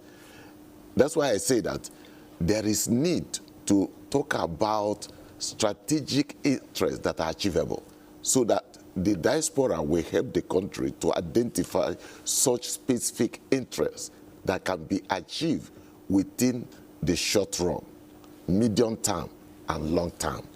All right, thanks so much, Prof. Another Prof just joined us via Zoom, so it's no longer Mr. Ejima alone. Another Prof has joined us via Zoom, so that Mr. Ejima will not be lonely on Zoom. Professor Ken Ife, development economist and microeconomic policy analyst, is joining us from Abuja this time via Zoom.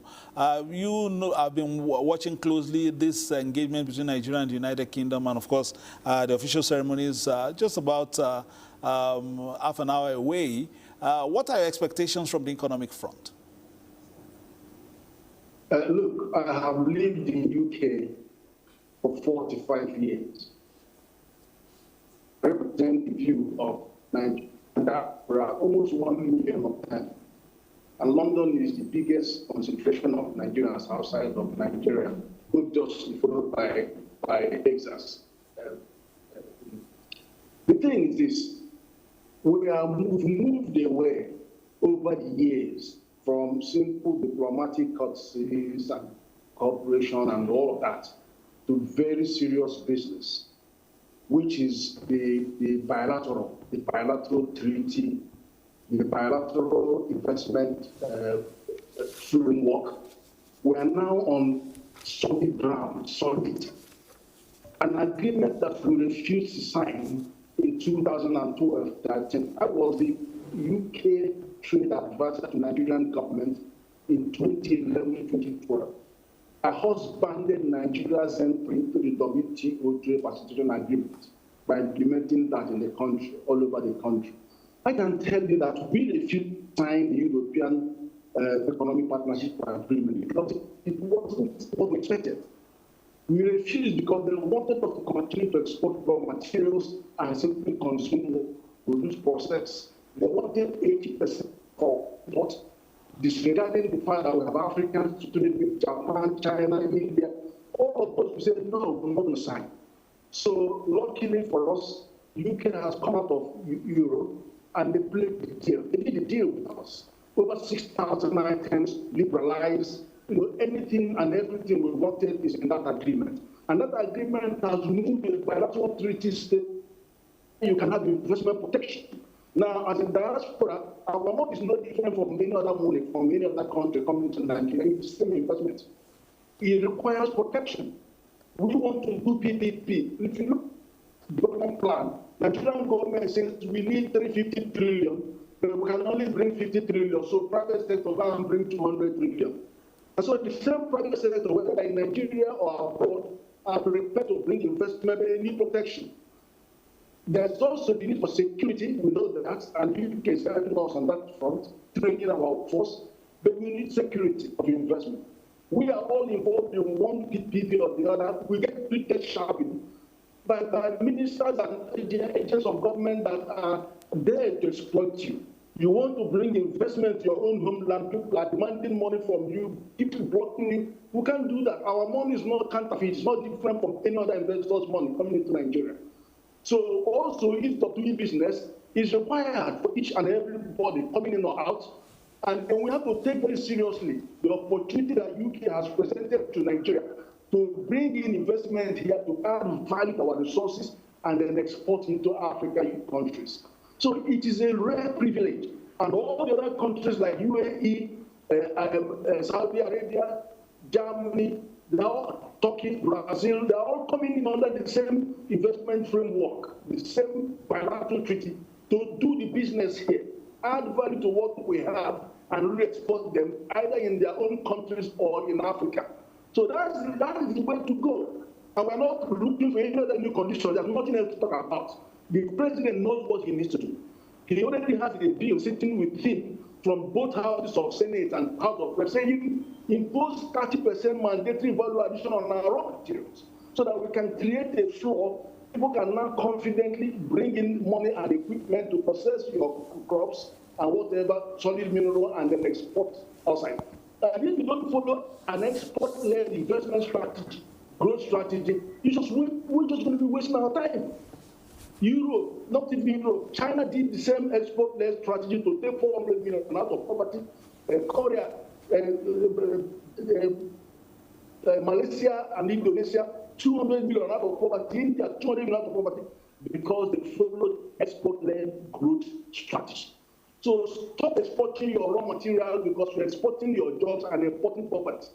Open the door so that people can bring in their equipment there in your free trade zone, process what you have, and export to their own country under these bilateral treaties that we are having, and then also export to Africa. That is the simple message. You don't need to shout it. They know, and then we have to follow the agenda. Thank you, Prof. I must say you're looking well. It's been a while. Thank you very much for your thank you very much for your interaction and, of course, the intervention and your fashion. We always appreciate. Prof is also here. Has been speaking about Nigeria's interest. Mr. Paul, you heard from Professor Ken Ife talking about Nigeria negotiating from a position of strength and attaching more importance to value addition from here and perhaps making sure that in any, agreement we do not suffer fools. Yeah, thank you. And Prof, thank you and welcome. Well, you can see the passion with which he's speaking. This is with somebody who was involved in trying to get an agreement together or to pursue a particular trajectory. Because that is part of our problem, my brother, that at times we do not follow up. There is no consistency in what we do. The one government will come, they sign an agreement, or they don't say they are not approved by the next government. There has to be consistency. There has to be, and then some seriousness attached to it. And so that the countries those we are dealing with is no longer a Nigerian affair when you are signing in something with another country, bilateral, multilateral. And let me also add here, the opportunity that this brings, this type of visit, is that if we get Britain on our side, Britain is a member of the Security Council, those who wield veto. We are talking about how Nigeria will become a permanent member of the Security Council of the. So it can also go into taking forward the bilateral that they can speak for Nigeria when you are now in other fora. So that is the benefit that this kind of thing will do. But we need to do our homework. We cannot be a haphazard kind of thing, or you bring people, and also depends on the people you put in charge, because it matters.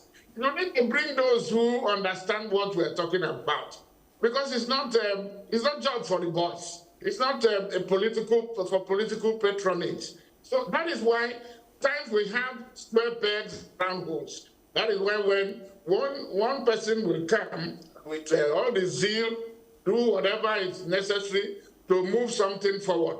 Another will come, maybe out of the fact incompetence of that their priority is different. It is about self and not about our nation. Then you get all these things wrong. So we have to be intentional.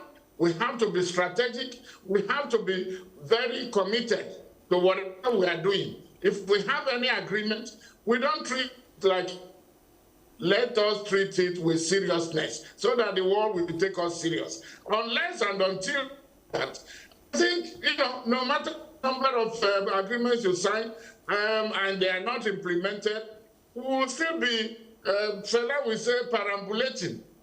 Let us move forward.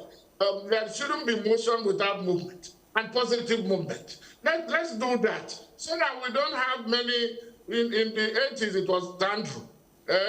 Now it's Japa syndrome. Let the people who are there, how can we make hope better for those who are Japa to Japada? These are the things we will do, and it comes from home. Home, there is we say charity begins at home. If we can't do it, get it right at home. Forget we can't do it with other people because they are watching us. The whatever we are doing, they know whether we are getting it right, and that is the way they will treat us. So import, export, whatever, crude oil, any country that exports primary products is actually shooting itself on the foot, because what you are doing, you are developing the economy of other countries and impoverishing, like Prof said, impoverishing your own. The processing of crude oil there's so many products that can come from crude oil. And even yam that we're sending in the way we are doing it, tubers or processed and other materials. We can do it when it is processed. We get, the maximum benefit from it. Rather than giving other people, selling it above rock bottom price, and then buying it on like people exporting cocoa seed, and then buying Bonvita and cocoa products at cutthroat prices. It is self-inflicted in that way, because why can't you do it in a way that you are selling the final processed product that will give you more? Instead of, and let me also go back to this thing. Let us be proud of what we produce at home, Nigeria first. Let us not be, helping other people, other economies. You buy car, you buy, our taste for foreign produced items is such that will not help our economy. We also have to advise ourselves to know that when let us produce what we eat, and then be able to export, go to the other people and make money, make foreign exchange. You've talked about the exchange rate. If you like, what at times some people do is to prop it up and it becomes the exchange rate is it becomes artificial. We want the exchange rate that is market force driven, but driven by market forces, not the one that you want to do. That is called fire brigade of interim. No, when you allow it to go, let the market forces be the one that will determine what the foreign exchange will be, or exchange rate, not the one that you... Naira had been over the years propped up in a way that what we were having was artificial. That the government was even printing money to support it, or doing some mop-up, you go and mop up dollar, so that Naira exchange rate will come down. It will boomerang. Let us be sincere to ourselves too about what we are doing. Let the advisors advise those in charge properly, not to advise because of their pockets. Let us look at the bigger picture for Nigeria of the future, not even of today. For our children, we are losing many of them to foreign countries. They are looking for so-called better life. Why can't they find better life at home? Who has taken the better life of Nigerians? Who took it away? Please, for the Nigerian children, please bring that better life back home, so that everybody home, switch home. Let me land on that. All right, but I agree with you, although home to you right now is in the UK. You just mentioned something about Andrew in the 80s. Andrew, don't check out. These days, we are only appealing... No, I have not checked out. No, Mr. Ejima, you said Andrew, don't check out. That was the slogan in the 80s. Now we are appealing to Andrew. We are appealing to Andrew's children to come from time to time. No, they should be coming from... Yes.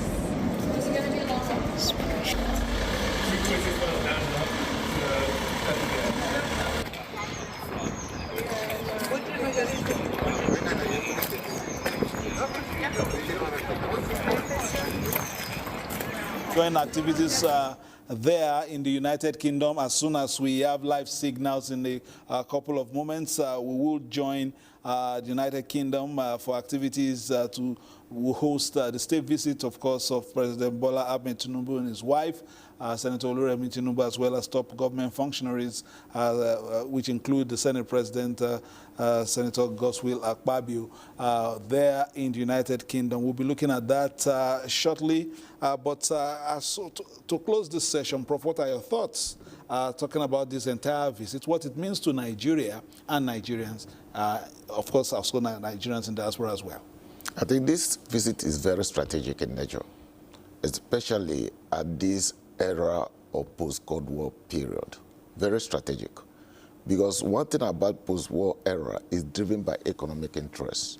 So I think the president understands it. That was why I think he invited Gowon to the villa to have a sort of strategic discussion with him, so that he can combine the post-colonial era with the present era.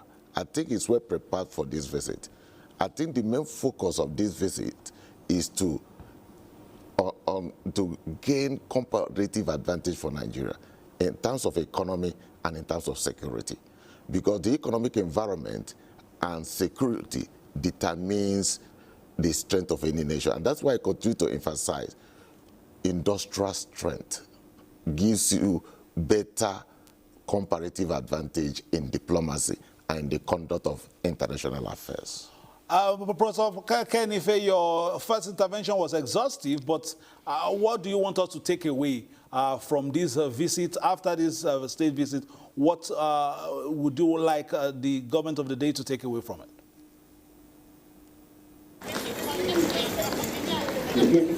It's very historical. We must grab the moment and do something positive with it. Because here you are talking about all the indicators that are required for this development, economic development of Nigeria to happen, are positive and convergent. You have the Nigerian diaspora on the other side that represent both consumption power in the UK and also a gateway to Europe, and also represent something that they are bringing into this country. Can you imagine how many billions of dollars that are invested here as remittance? And we're saying now here is a historical opportunity of an economic pact that can translate those remittances into proper investment opportunities. And on the other hand, you have a government that has left Europe and now searching for new friends and have developed a treaty agreement with you, bilateral treaty, different from everything they have had before, and says we want to come down here and do business. And it's not just business with Nigeria, but business through Nigeria to the rest of Africa. And then you have the Nigerian government that is needing help in security, which UK does provide because they've been training our forces. And they actually lead security intelligence in the whole of Europe. That's why they didn't want them to go. So you've got a lot to gain from Europe, Britain. Britain is Nigeria is the diplomatic backyard of Britain. So when we talk about Security Council, you have all these areas, and Commonwealth, of course, they represent gravitas. So we need to work with them and do it economically. No longer talk. And you don't forget anything you do here. The people NTA, everybody around the world knows. So they know when you're serious or when you want just to opportunity. So let's get our hands together and do what we need to do. And the opportunity is here. Thank you. All right, before I take Mr. Paul Ejima, let's take this special package by Justin Bem Unyi, who's talking about President Tinubu taking Nigeria back into the spotlight in the United Kingdom.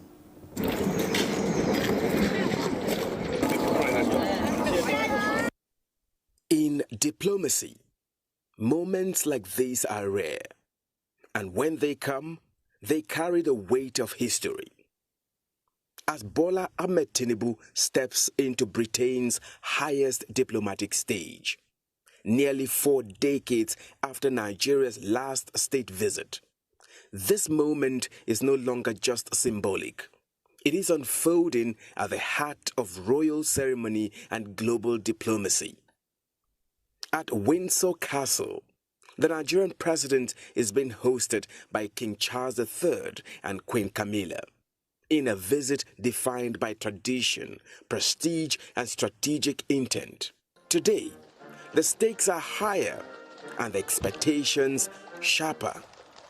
From ceremonial welcomes and military parades to closed-door bilateral talks and a state banquet, every element of this visit reflects the highest level of diplomatic engagement the United Kingdom can offer.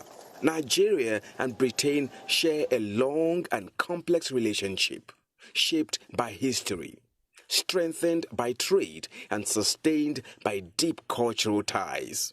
With Nigeria navigating economic reforms and global pressures, this visit presents a critical opportunity to attract investment, deepen trade partnerships, and strengthen cooperation in key sectors, including security, technology, and migration. For Britain, Nigeria remains a vital partner, Africa's most populous nation and one of its most influential economies.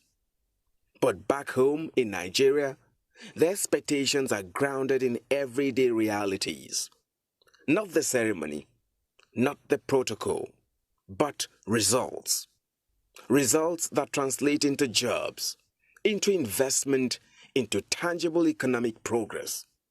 Because while the images from Windsor Castle project prestige and history, the real measure of this visit will not be in tradition, but in transformation. Justin Bemunyi, NTA News. Prof, we thank you for your time. We understand that we still have about half an hour or so to go before the ceremony will begin over there in the United Kingdom. So we'll just look at some of the key elements in terms of this visit. Like I said earlier, it's quite a loaded visit. We'll have activities at Datchet Road shortly at about 12:45 Nigerian time, 12:45 p.m. Nigerian time. Activities at Datchet Road, Windsor Castle for ceremonial welcomes, audience with the King thereafter at Windsor Castle. And that will also have, of course, the King's Court in attendance, including the Prince and Princess of Wales, and, of course, other members of the royal family. And then we have activities at Vickers Hall, Windsor. After that, the day will conclude with the state banquet hosted by King Charles III himself. And, of course, on Thursday, wreath laying at Westminster's Abbey at about 11 o'clock Nigerian time, and then a visit to 10 Downing Street. That is the Prime Minister Keir Starmer's office. There will be discussions with the Prime Minister, and of course, there will be bilateral engagements between the Nigerian ministers as well as their counterparts in the United Kingdom. So we're seeing a loaded two-day package, and of course after that on Thursday, the first family, Nigeria's president, will meet with the Nigerians in diaspora as well to take in their views as well as maybe concerns about their own activities out there in the United Kingdom as well. Talking about, historically, and Mr. Paul Ejime alluded to that at the beginning of the discussion, it's been a little bit lopsided in the past when we look at our historical ties.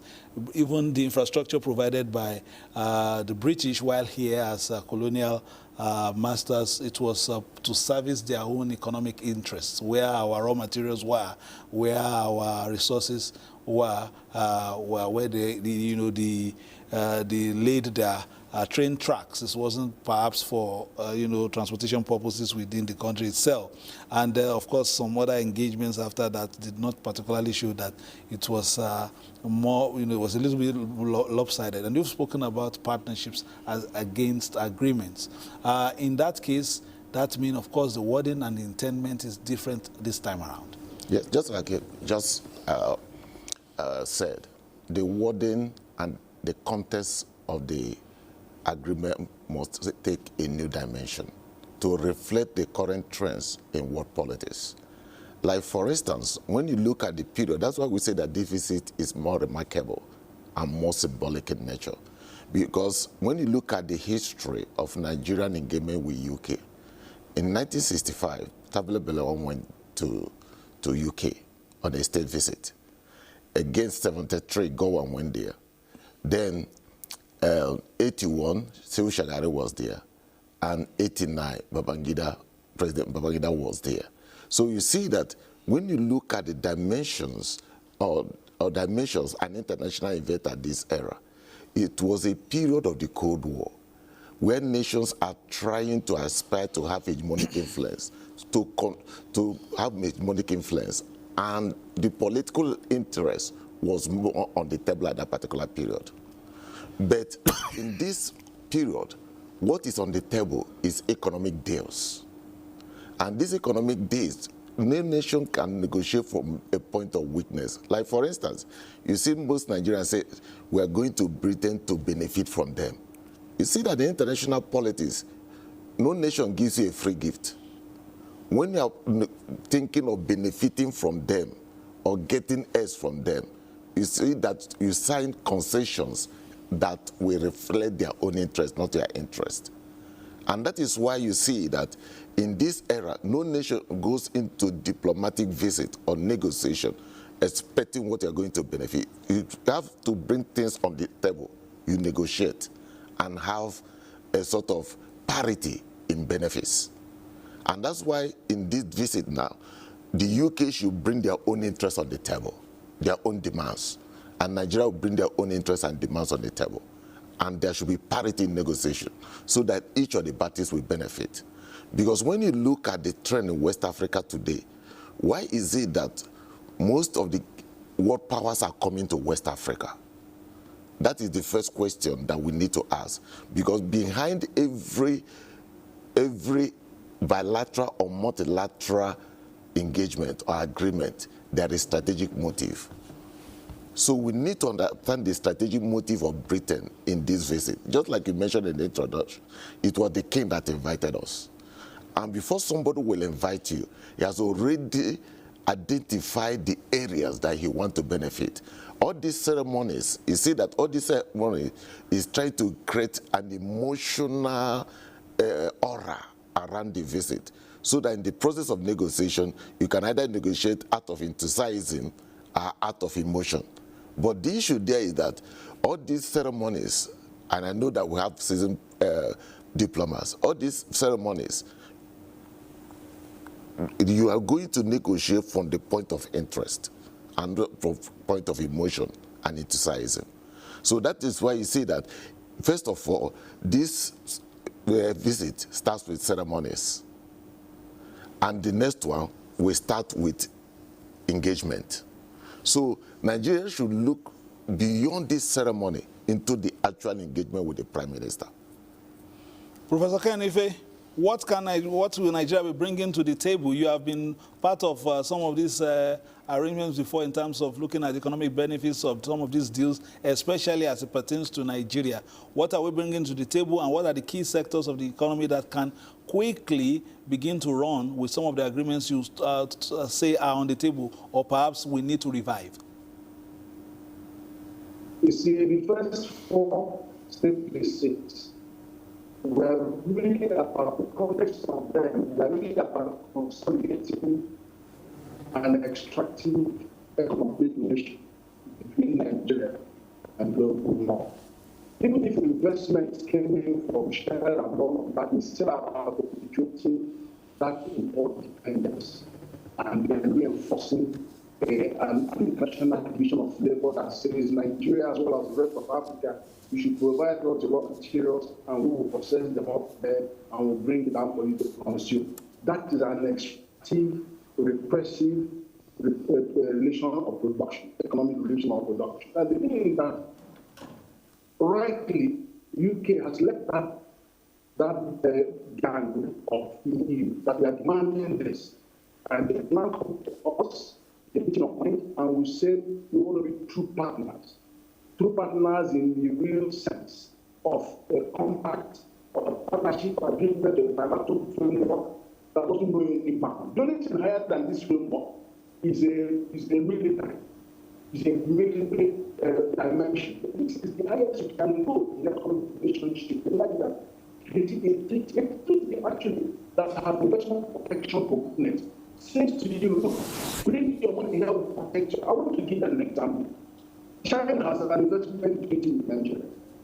That treaty protects Chinese investors in Nigeria. So when Hussein started punishing a Chinese company and messing them up in their PPP, they went to court and they pleaded the treaty. And the treaty now gave them power to impound our plane in Paris. That is what you see. So these people have been okay, do their self and pray. Now, the same type of agreement, they are now getting investment protection. So for them to now, they can now start bringing the sovereign wealth fund into the Nigerian energy sector, into our sector, knowing that they have protection under the treaty. So that's a different ball game. Nigeria is in a different ball game. Where the national remittance is not going to be covered as far as the national investment. It's going to be UK investment. And this investment will become into critical sectors of our economy, add value to re-export into UK freely and then to re-export into Africa. Participate fully in all ways. So it's a different ball game. We don't have to underestimate this. This is a critical game changer, and our leaders need to understand this. It's not a joke. It's not a joke. Now, the extra thing about this now, as a sector focus, the fact that there is one deal on the ground, which is an investment of 7.46 million pounds, Single Island, and something on the table. So there would be more. And there will be more in different sectors, manufacturing sector, renewable sector, where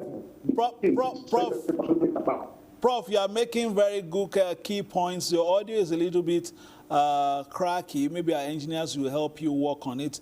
We don't want to lose some of your interventions, and so we'll get back to you soon. Maybe you can rejoin, and then they stabilize the audio so that we can really enjoy you. Many thanks, Prof. Apology, is still right there in the United Kingdom, and you just heard what Prof has been talking about the issue of the agreements on ground and how Nigeria can begin to leverage on some of them. And Our own prof in the studio was saying that when it comes to negotiations, you must not be emotional. You must only be guarding your own interests as far as these negotiations are concerned. Mr. Paul.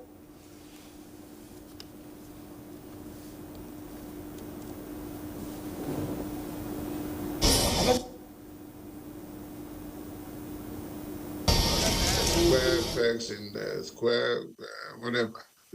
The right people who have character, competence, and who have professionalism, that will be able to know where the shoe pinches and then what Nigeria needs to be able to base their whatever negotiations on that. And even when negotiation is a give and take, you don't go there and become the small or weaker partner. It has to be on everybody equality. But let me say here that another area that we are forgetting here is when at times when you mention Nigeria, the next thing that comes to your mind is corruption.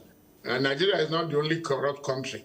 But don't let us forget that a few years ago, a prime minister in Britain, when the Nigerian leader was visiting, said something, maybe one of those, the leader of one of the most, the fantastically corrupt country is visiting. So those are the things we need to work on too. And the money that these corrupt people, a few of them who have the opportunity, where they warehouse this money are in British banks, okay? So Britain can, and remember that Britain has also assisted in repatriating some of the money that were deposited there. But it shouldn't be a one-off thing. They have to continue to help Nigerian government. That is if some of the officials are not the ones doing it. And they are. When you see that some, because they know when you are putting their money, when we are putting stolen money, or you gotten wealth there, they know who has what and where. But because it helps their economy, they are not saying anything about it. They say, what's their business? It's not their money. So, but they should go beyond that. And if you can, instead of accusing Nigeria of being corrupt, let them assist Nigeria in fighting corruption by naming and shaming some of those people that are involved. Of course, some of them might be highly placed, but we need them.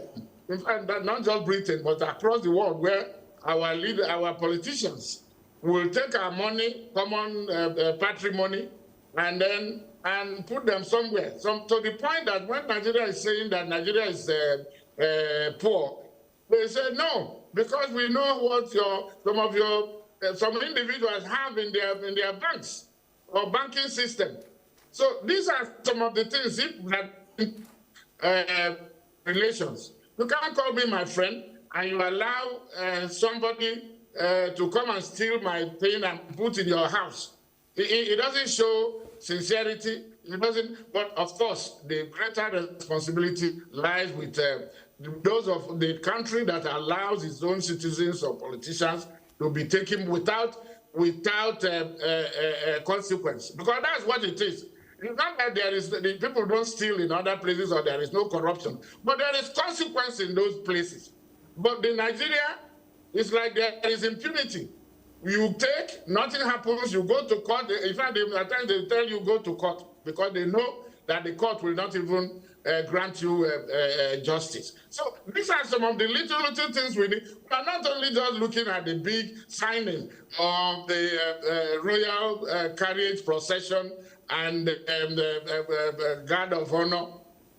Tonight, there will be a banquet where the president, Mr. President, will be making some policy statements. The king will do, but then they are also now going to see the prime minister. The president will go there. So with the ministers that are now accompanying him, let them not be carried away by emotions or the ambience or whatever being at the Windsor Castle. Let them, and here I agree. I want to say that they ought to have penciled down what they are going to get from there. You asked me before, what is the need for Britain? Britain, remember they left the EU in 2016. And since then, if you were to hold that election today, probably the result will be different. Britain is looking for new partners. Okay? So, and if that is the case, Nigeria has something to gain. You cannot come to me to get your own national interest, and I'm just doing catch-up or watching, did you come to watch the bridge in Lagos or in Abuja? Let us not go to Britain to watch the castle, or those who are there. Let them go there to bring something home in terms of, the tangible things that people will see, agreements that will be implemented, that will impact the lives of the ordinary Nigerian, not the political class that already can go to Britain whenever they want, or they have their money, they can shop at Harrods, they can do anything. But the poor man in the village is not, important, does not see anything in this, because they will be asking. So the president has seen the King of England. So what is there? But that is not to undermine the significance and the importance of this visit. Because like I said, coming, whether it is by coincidence or whatever, it is coming on the heels of the one by the President of the United States, the most powerful nation. And Nigeria is just following there. Let Nigeria capitalize on that. Show its own power. Regional power. Nigeria is a regional, it's supposed to be one. And then from there, you now escalate it to continental and then international. But we are punching below our belt, our weight. It shouldn't be so. Our trade with Britain should be more than what it is now. Nigeria is the 38th in terms of globally. Why can't Nigeria leapfrog and become number 1, 2 or 3 or in the 10, among the 10? What is stopping us? Giving our independence when we got independence from this country. Why can't we have oil, the resources, both natural and then human? Why can't we utilize it? It is either mismanagement or the fact that also stealing or incompetence, or a combination of so many factors. Let us work on those factors. Or something that we cannot manage our diversity. Every time we are talking about 1 or 2 things that will keep us we are putting roadblocks on our way to progress. Security. Why have we not been able to find a solution or find people who can help us? And instead of allowing them to come and bomb a place before we wake up, nobody let us solve our problem first at home, and then before we move, because those who are dealing with us, they're also looking at how we're performing at home. All right, thanks so much, Mr. Paul. We'll take a little bit look at the legislature for a bit, relations between the Nigerian National Assembly and the Parliament of the United Kingdom remain one of the vivid examples of parliamentary diplomacy within the Commonwealth. As President Tinubu visits the United Kingdom, decades of legislative cooperation between members of the legislature in both countries are in focus. Ignatius Ikwo has been looking at this, and he filed this report. Nigeria-UK parliamentary relations evolved from colonial legislative structures to a modern partnership built on democratic values, Commonwealth links, and parliamentary diplomacy.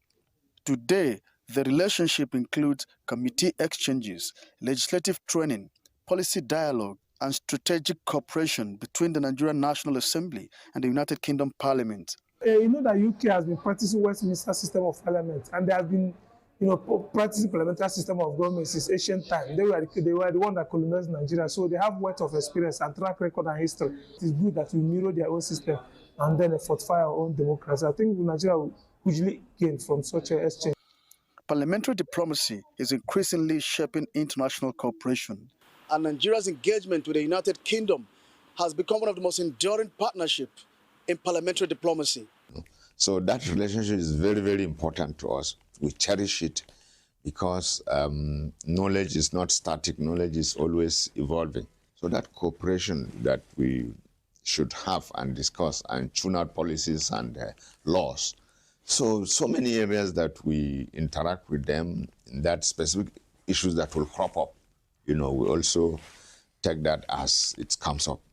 Through the Nigerian-UK Parliamentary Friendship Group, legislators in the National Assembly maintain regular interaction with their counterparts in the Parliament of the United Kingdom.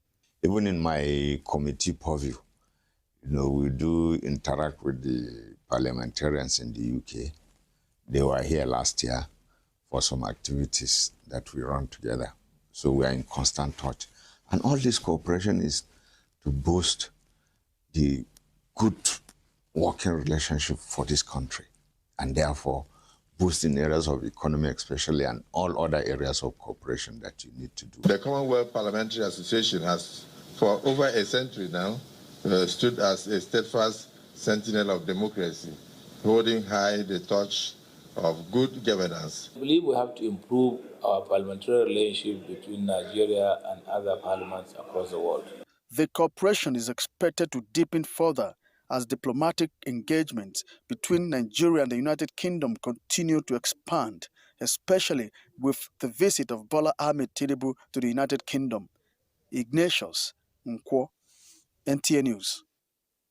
Thank you very much, Ignatius Ikwo. Particularly, love some of those sessions in the British Parliament. Of course, they run a parliamentary system of government, and so there are always questions for the Prime Minister to answer. The PM questions are always very interesting. We'll look at the engagement between Nigeria's President and the Prime Minister later on. Of course, my colleague will be here to look at some of the things on the table when the two leaders of the nations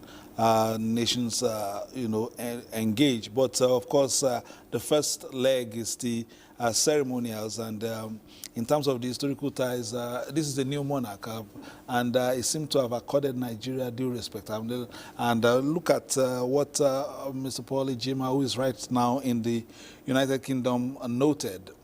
This is coming on the heels of President Trump's state visit to the United Kingdom, where it was feted by King Charles. And after President Trump, the next president to put his name on that register would be President Bola Ahmed Tinubu. That is quite something. Yeah, that just reflects the visit of regional powers to the king. And you see that one thing about this parliamentary diplomacy is that there are interactions on how to get certain parliamentary values to improve democracy in each of the countries. Like, for instance, every parliamentary system is dynamic. Every system in parliamentary is dynamic. It reflects the culture of the people, the political culture of the people. Like, for instance, during the colonial period, we looked onto Britain as the best as having the best parliamentary system in the world. But of recent, you see that their parliament has been undergoing certain challenges. And those challenges that have brought about some political crisis in Britain. Also, they are looking at those crises to improve on their parliamentary values. So the same thing with Nigeria. Nigeria own is dynamic as well. We are countering some challenges, just like Britain. That's why I say that parliament is a relative concept. Parliamentary diplomacy is a relative concept. You need to take the best out of them and learn from you.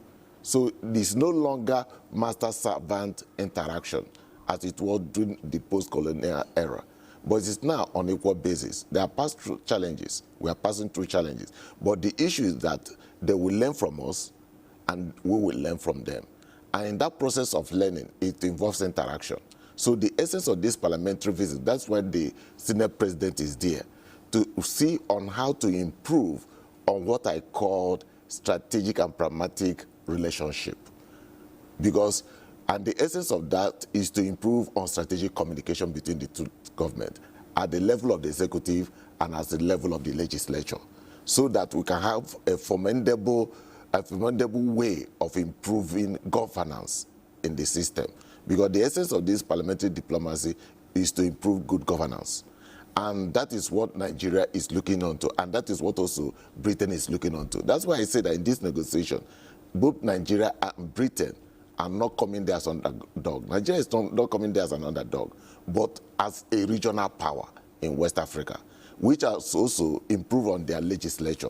So, because look at the exception of democracy in Nigeria, Nigeria has been able to maintain stability in our parliamentary politics. And that is why you see that the Senate President will be going there as representing not only Nigeria, but representing democracy in Africa. And the negotiation will be based on parity and not on level of dependency. So in this respect, you see that it reflects people-to-people interaction.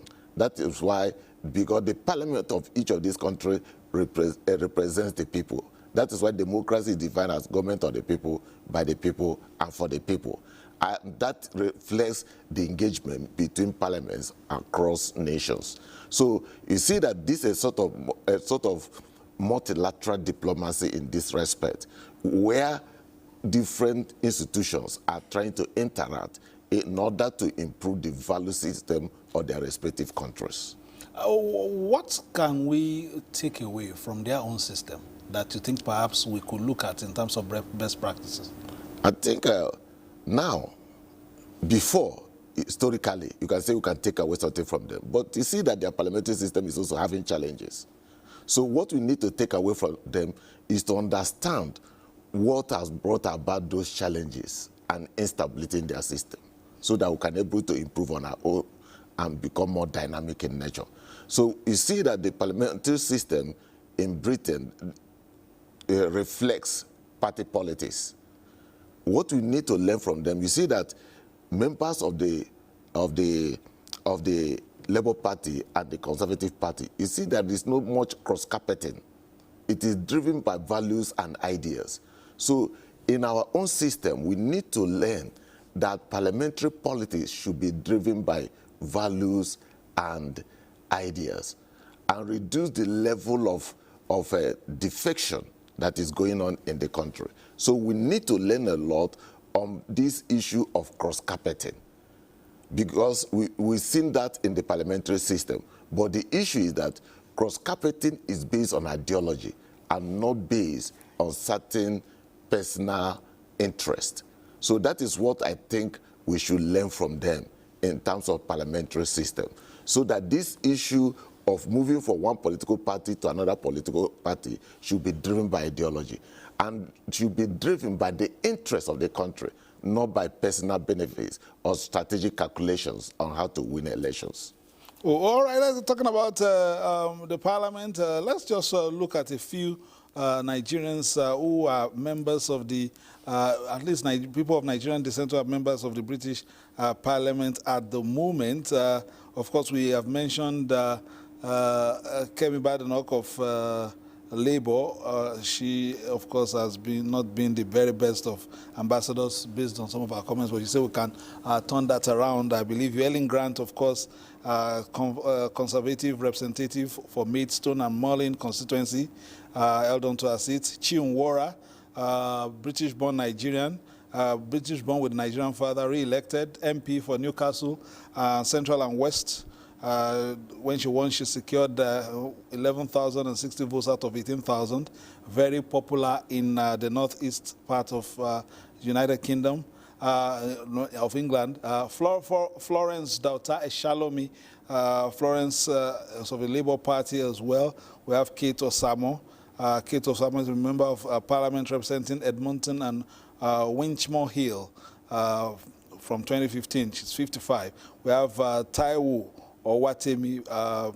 She defended a parliament seat in Coventry Northwest under the Labour Party with 19,000 votes. So We have about 6 of them in the House of Commons, as it is called, with Nigerian ancestry. And of course, talking about the Nigerian population there, we still have one on Zoom, that is Mr. Paul Ejima. I don't know whether he has any political interest in that country, but Nigeria formed one of the fastest growing African communities in the United Kingdom, with many moving for education, work and new opportunities. According to the UK Office for National Statistics, hundreds of thousands of Nigerian people of Nigerian origin now live across the country. Many of them who are professionals have built successful careers in healthcare, business, law, and technology. In this report, before we come to Mr. Ejima, Deborah Balagbobo will tell us how the community is contributing to the socio-economic growth of the host nation. Nigerians here in the United Kingdom are widely recognized for their contributions to the economy and society. A significant number of them, doctors and nurses, work with the National Health Service, helping to support hospitals and medical service nationwide. Beyond healthcare, Nigerian entrepreneurs are opening businesses. Students continue to enroll in British universities in large number. We as a commission need to do a lot more to get Nigerians abroad to know what we're doing, and that's why we're doing this. These young people, they're amazing. They're doing so many things back home. What we need to do is document what they're doing. It's amazing what your children, I'm sure you know, are not being. So we have to do this program. However, recent immigration changes introduced by the UK government has raised concern among some migrants, particularly regarding visa rules and family relocation. Despite these challenges, the Nigerian community continues to thrive, maintaining their cultural heritage through holding festivals, promoting Nigerian foods and music, which are being widely accepted by non-Nigerians. Many now make a living by selling native food and cultural relics. How long have you been doing this? I've been doing it for 6 years. Wow. Yeah, but altogether in UK, like 12, 13 years I've been doing it. How has it been? Fantastic. It's fantastic because it's interesting to see how much Nigeria and Sierra Leone, Ghanaians really love us here. And when people watch me on TikTok from America, from Norway, they want to come to Beckham here. So it's very good, and it's something that is also bringing a lot of culture into come and try our food here. Remittance from this group of diasporans keeps appreciating from support to relatives for various endeavors. Deborah Balagbobo, NTA News. For those who have gone with the Nigerian entourage to United Kingdom, you may need to visit Peckham. Some parts of it, you won't even know that you are in the United Kingdom. You think you're somewhere in Lagos with the cuisine that is on show right there. Mr. Paul, you just watched that report. Our reporter didn't quite get you in the shot, but what's the ambience like, especially in places like Peckham? It seems as if it's a community of Nigerians out of Nigeria. Exactly. So that is where it's a large concentration of immigrants, particularly Nigerians. Yes, you're right. So you have Nigerian food, all the restaurants, they serve. And the hosts, many British people have also joined in the enjoying Nigerian food. And it's not just Nigerian food. Even in the entertainment industry, Nigeria, when the artists visit here, whether musicians or, stand-up comedians, they make waves here because here, I remember that Britain is, very conservative. They're not that expressive. Somebody who went to church and the pastor said here, when he noticed people were, and churches too, Nigeria has, particularly the Pentecostal ones, has, the pastor said, notice that is British, the Brits are always very quiet, but when they are drumming or whatever, the pastor said, no, don't behave like spiritual penguins. Try and dance and shake up, to praise the Lord and all that. So these are some of the things that Nigeria can bring to, influence. And also, there has also been nationality marriages. Let me not call it intertribal. You have some British, Nigerian, and so forth, so on and so forth. But let me go back to the parliament, because parliamentary system. You have followed the session. Of course, Nigeria ran the Westminster system before we settled for executive presidential system, which is very costly. You were talking about what can the both parliaments learn. The cost of government in Nigeria is too high. It's expensive. Here you have MPs that can use their bike to come to parliament. Some, the car they use, unlike our own. Everybody is a king. The way we should cut down, and then that will reduce the kind of money that we cannot use to put in other development areas. The other thing is the quality of debate. When you juxtapose both parliaments, I don't know what to say, but let me reserve my comment on that. Then what is it? How they also deal with their constituencies. They don't take them for granted. If the road in your area is not well maintained, you can take up your representative. You can visit them and say, listen, what is this? You have watched footages of how some voters will come and say, well, if you don't do this, I'm going to vote you out, and they do. Okay, and you have seen how it goes. Separation of powers. In Nigeria, it appears that the three arms have now been collapsed into one. No, that is one thing we should learn to maintain that, apart from cross-carpeting that is so rampant in our area. Not for issues, not on policy, but because so that I want to move to where I will win the next election. It's not that you throw the vote of voters who voted you, now dump them, throw them under the bus because of your ambition. That it happens in Britain, but not as much as the level that Nigerians have taken it, Nigerian politicians. So the kind of expenses, how much the flamboyance that you have, our legislators, that will change. Quality of interaction or debate. And then knowing that three arms of government are supposed to be independent of each other, and there is separation and checks and balances. We are not seeing that much in Nigeria. These are some of the things.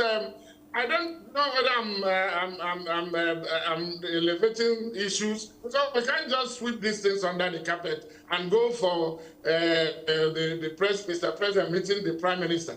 You see, we put the feet of the Prime Minister on fire during Prime Minister's time.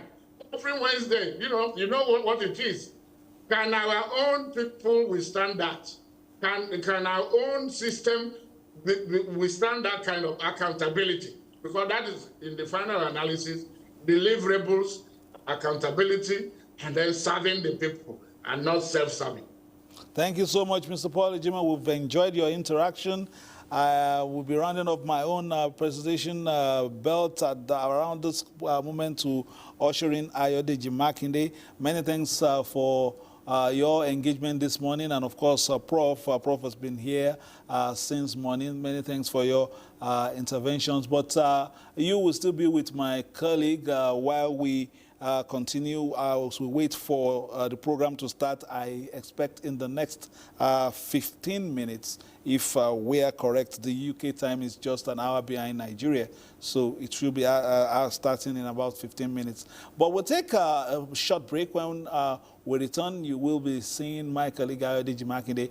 I'll be continuing this coverage of this special on the state visit of President Tinubu to the United Kingdom, be hosted by King Charles III.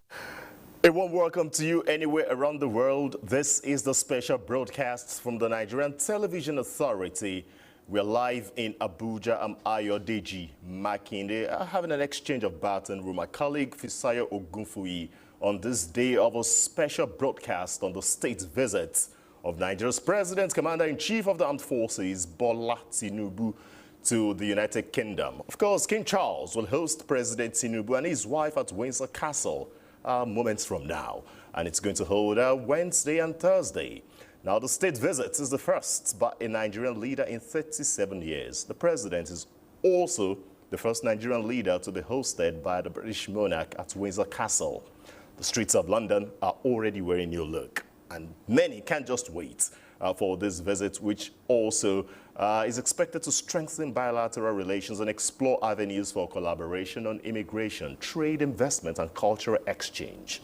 Now, while at Windsor Castle, Their Majesties will invite the President and the First Lady to view a special exhibition of items from the royal collection related to Nigeria. Well, the President's been observing the Ramadan fast, would not be having the traditional lunch, which the King is renowned for holding for visiting heads of states when it comes to state visit. But there will also be different engagements. The royal family will equally host a state banquet in honor of the Nigerian guests in the evening. President Tinubu will also hold a bilateral meeting with Prime Minister Keir Starmer.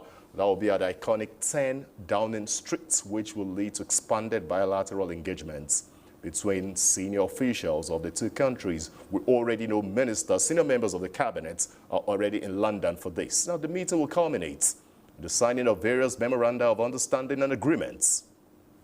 Also, the Nigerian leader will witness the signing of landmark £746 million financing deal between the UK Export Finance and the Nigerian Ports Authority, NPA, and the Federal Ministry of Finance to support the refurbishment of two of Nigeria's major national maritime infrastructure, which is the Lagos Port Complex and the Tinkan Island Port Complex. But right now, let's feel the ambience emerging from the Windsor Castle out there as we count down to the commencement of the state visit of President Bola Tinubu. Celebrity culture with links I think it's to very unfair to the United States. One not to me, notes but that to the normally United happens States. in a state visit. Go There ahead, is please. traditionally a lunch hosted by the She's King a at Windsor fantastic Castle. reporter, by the way. That is not Go taking ahead. place. This state visit, that's because President Tinubu is practicing Muslim and is fasting for Ramadan. So there will instead be, after sundown, instead the state banquet. Well, because we have a tremendous long-term relationship with Like the I say, UK. this state visit is the first in people would say it's the 37 best. I years. don't want The to get into President that. landed We've had, up in it was the Stansted longest, the yesterday, oldest. It up should in be the North best. London. That's Always very was the typical as well. best That's until typically where Keir we came see along, and now, Donald Trump and I like him. arrive He's a in nice London man. when he He does does so everything as well. So beautiful. that's a very He's standard great. arrival point. Nice for man heads with of a state beautiful when they make family. these Everything's arrivals perfect, but to the UK. he doesn't We see Bola produce. Tinubu there in And the I background think speaking to it's Prince very William, who inexpensive. only yesterday I was on a just tandem said, you don't have to bicycle send me supporting aircraft carriers. Send me a couple of today, minesweepers. We don't need your greeting aircraft international carriers. leaders as But part even of the our state aircraft visit. carriers, he would only send them This after is we a key moment essentially for the won. two nations to I mean, forge he's sending them when cultural there's no ties, to planes forge left. ties, When the and also missiles to are down forge to personal 8%. ties as well. They have like 8% of the missiles. The rest we demolish the missiles, and the factories, largely the factories are going even as we speak. They just hit another factory, and they have a lot of missile factories. They have a lot of drone factories. It will bring together international partners. So he's, wants to send them when we don't need them. Typically, but we'd like to have minesweepers just in case. We don't know that there are any mines down because we wiped out, I think, 24. They actually have, think of this, for a country. They have 24 boats that do nothing but put mines in the water. This doesn't sound like a great country. This doesn't sound like a friendly country. But we killed all of those boats. They're at the bottom of the sea. But so we don't even know if there are any mines there. If there are, we'd like to have a little help in finding them. Probably most importantly. Would you like a change in Prime Minister? Do you have confidence in Keir Starmer? Well, it's not for me. It's really for the people of the UK. I mean, I've been very critical of Keir, and I did it in a friendly way. I said, if you don't change your energy thing, you get away from windmills and go back to oil and gas, and you have something that's no other country has. Very few countries have anything like it. The North Sea. You have some of the greatest oil and oil deposits in the entire world. The North Sea. They don't use it. You buy a lot of your oil from Norway. You know where they get their oil? From the North Sea. And you pay a very big price. So why are you paying a lot of money? And I tell them, and you have the better part of the North Sea. So why aren't they taking the oil from the North Sea? Why are they buying oil from Norway? But they have windmills all over the country destroying those.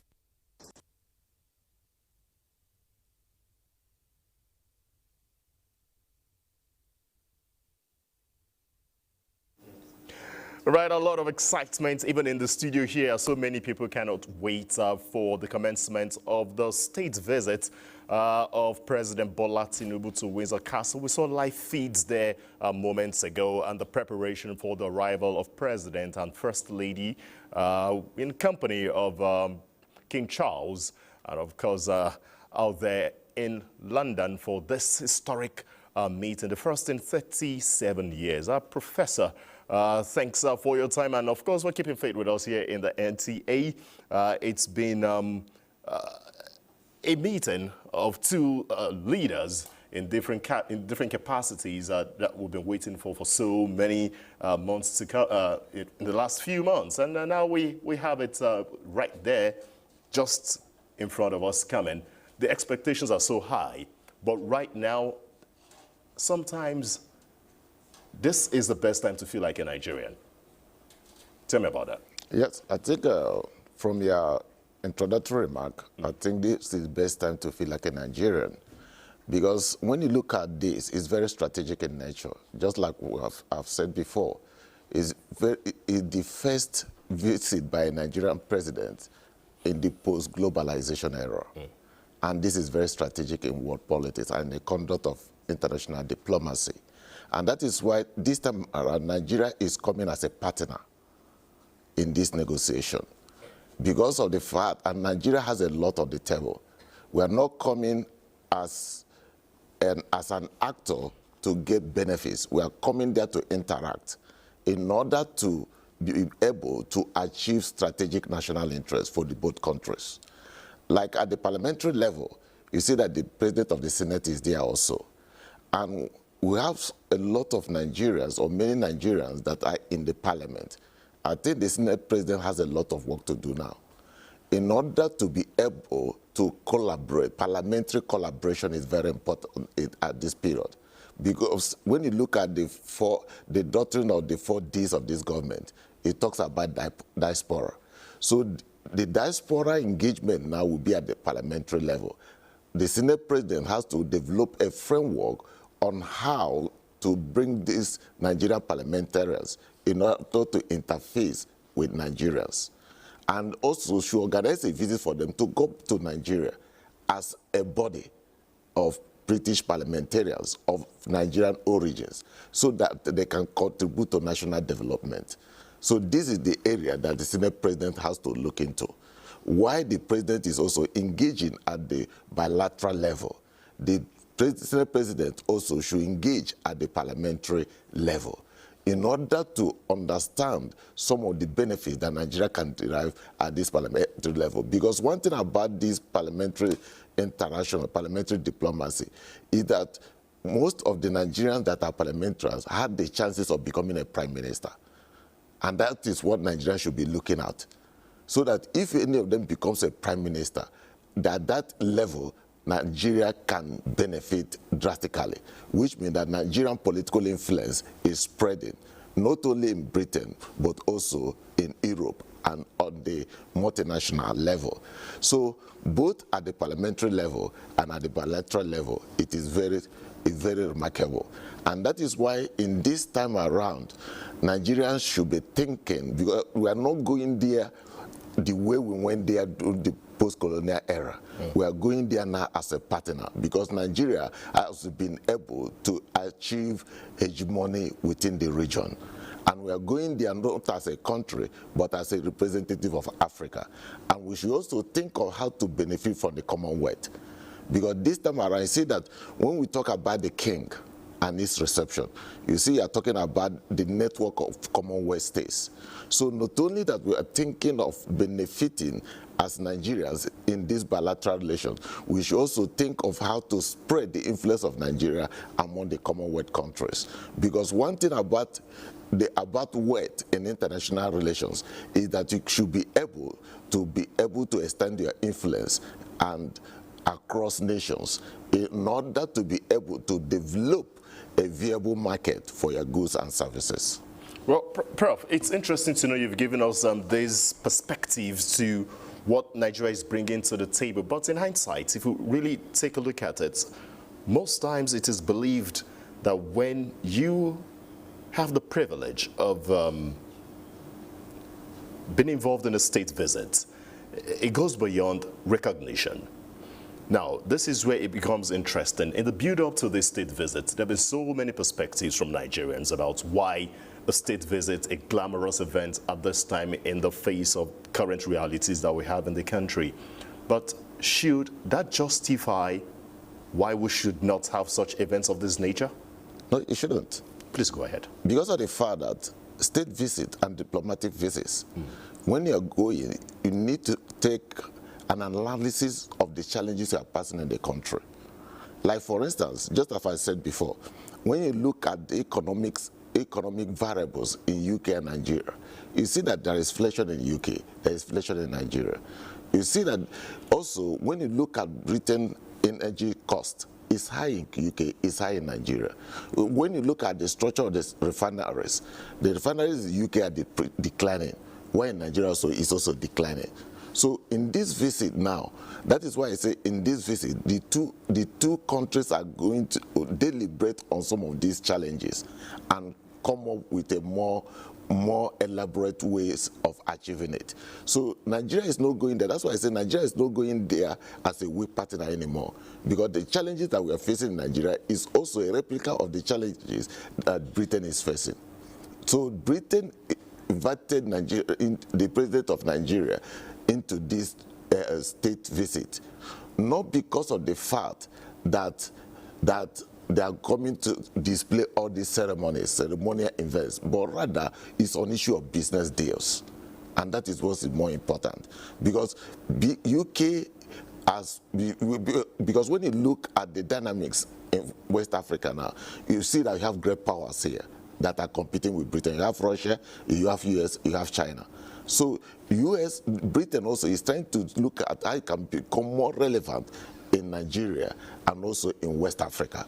And also Nigeria will also be thinking on how to become more relevant in UK economy and tap the market potentials in Britain.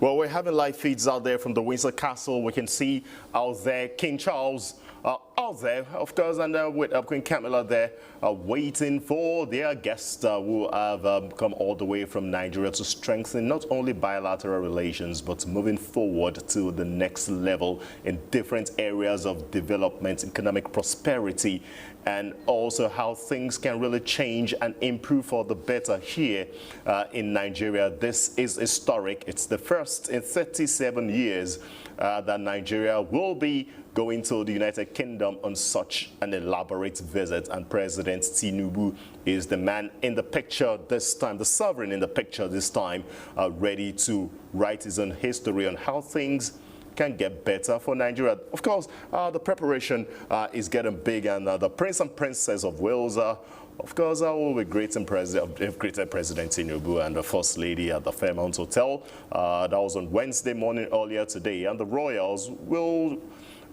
be traveling with the guests to the Datchet Road in Windsor in the ceremonial welcome. King and Queen will formally welcome the President and First Lady Oluremi Tinubu, the Royal Dales Datchet Road, with ceremonies. President Tinubu and First Lady Oluremi will join King and Queen, Prince and Princess of Wales in carriage procession to Windsor Castle. The President, accompanied by the King, will inspect guard of honor also at Windsor Castle. Now that's the President, Bola Tinubu. Now let's have the ambience from the Windsor Castle.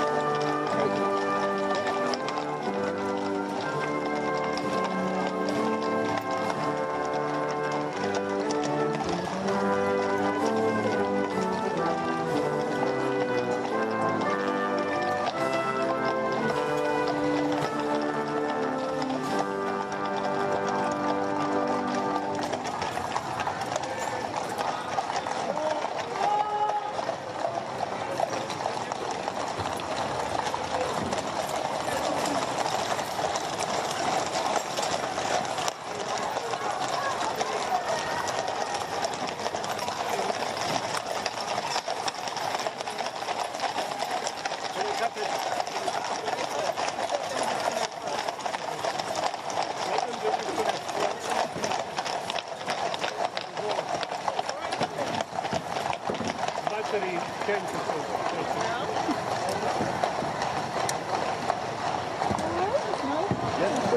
pretty horrific. Yeah. This one.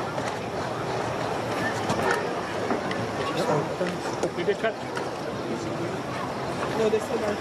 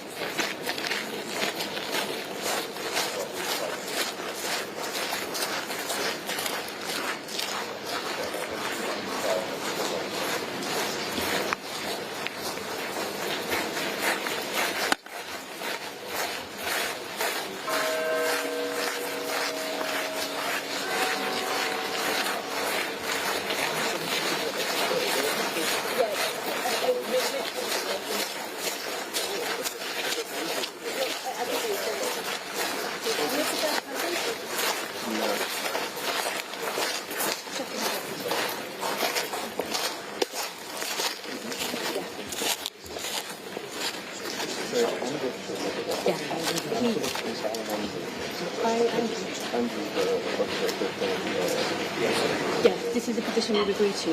Your colleague is there.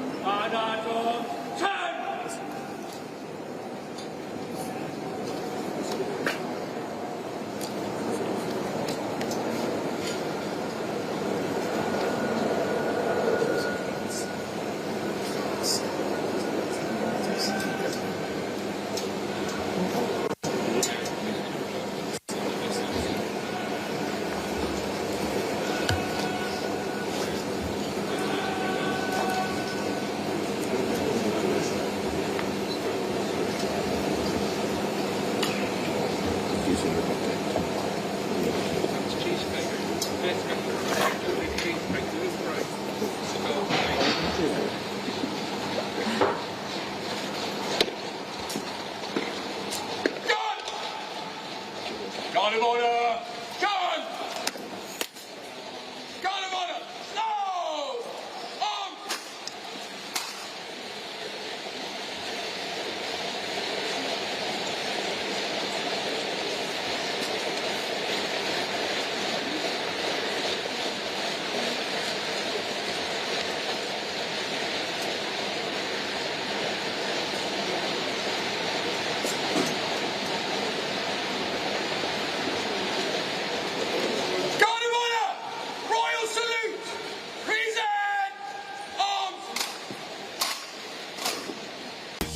Fruit spritzer. Toast to sophistication at your Bridgerton watch party this season.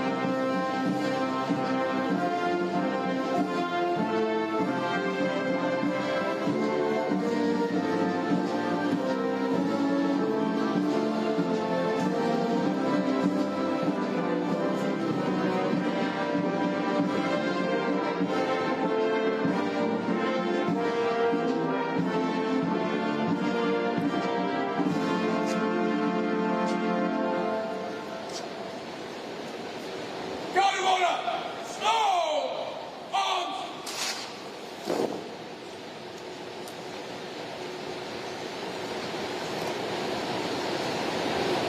Out of order! Order! Arms!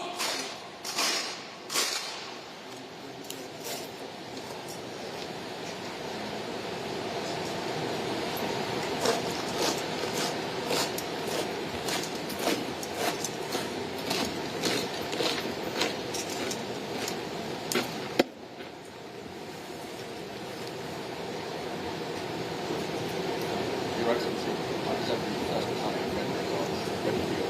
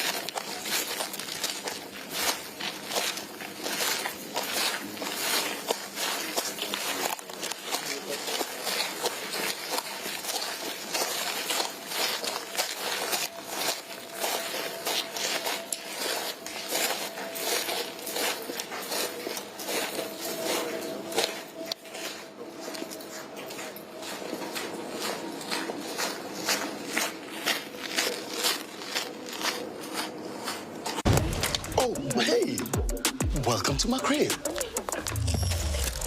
Not a shit.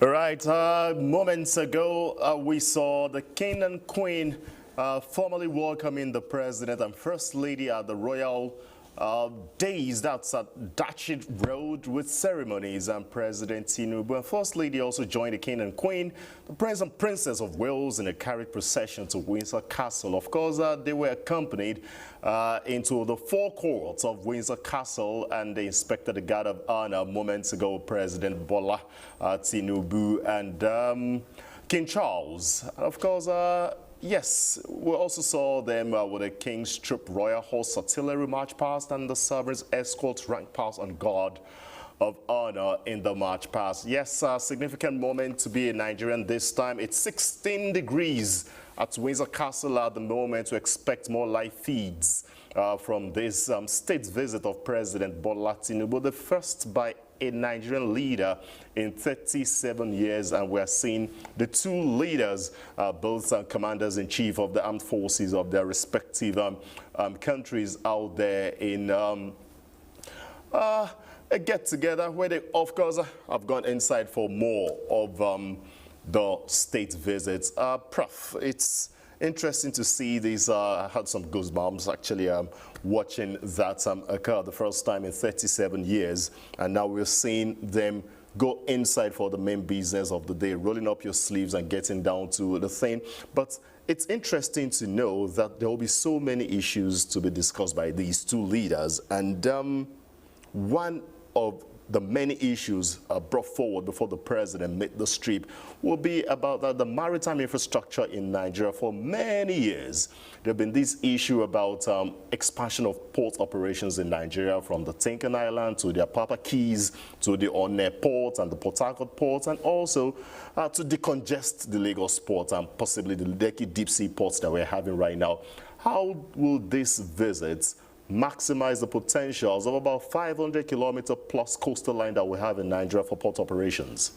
I think when you look at this, it's a symbolic representation of diplomacy, a very good ceremony. But there are certain things we need to take from this ceremony today. You see that when you watch it closely, because behind every diplomatic ceremony, there are certain interests you need to understand. And when you look at the ceremony, you see the king and the queen, the president and the vice president, the president and the first lady. That shows you that at the bilateral level, women also play key roles. And what is what we call indirect diplomacy. That shows you it's a strategic relationship, that the two countries are trying to establish strategic relationship, both at personal level and at bilateral level. So the First Lady also has a role to play in this visit with the Queen. That shows you person-to-person relationship. So she needs to play a role as well as the President. So I know that she has gotten her area of interest in this visit that will promote the image and interest of Nigeria. That shows you that the President, the Senior President on the area of parliamentary diplomacy, and the First Lady on the area of interpersonal diplomacy. So I think it's quite a good reflection of what we are seeing today. And in the area of the maritime interaction, I think we are focusing on it because maritime plays two strategic roles in every country. The security strategic aspect of it and the commercial aspect of it. In as much as we are looking at the commercial aspect of it, we should also look at the strategic aspect of it, because Britain is one of the key areas when it comes to maritime security and the issue of maritime warfare.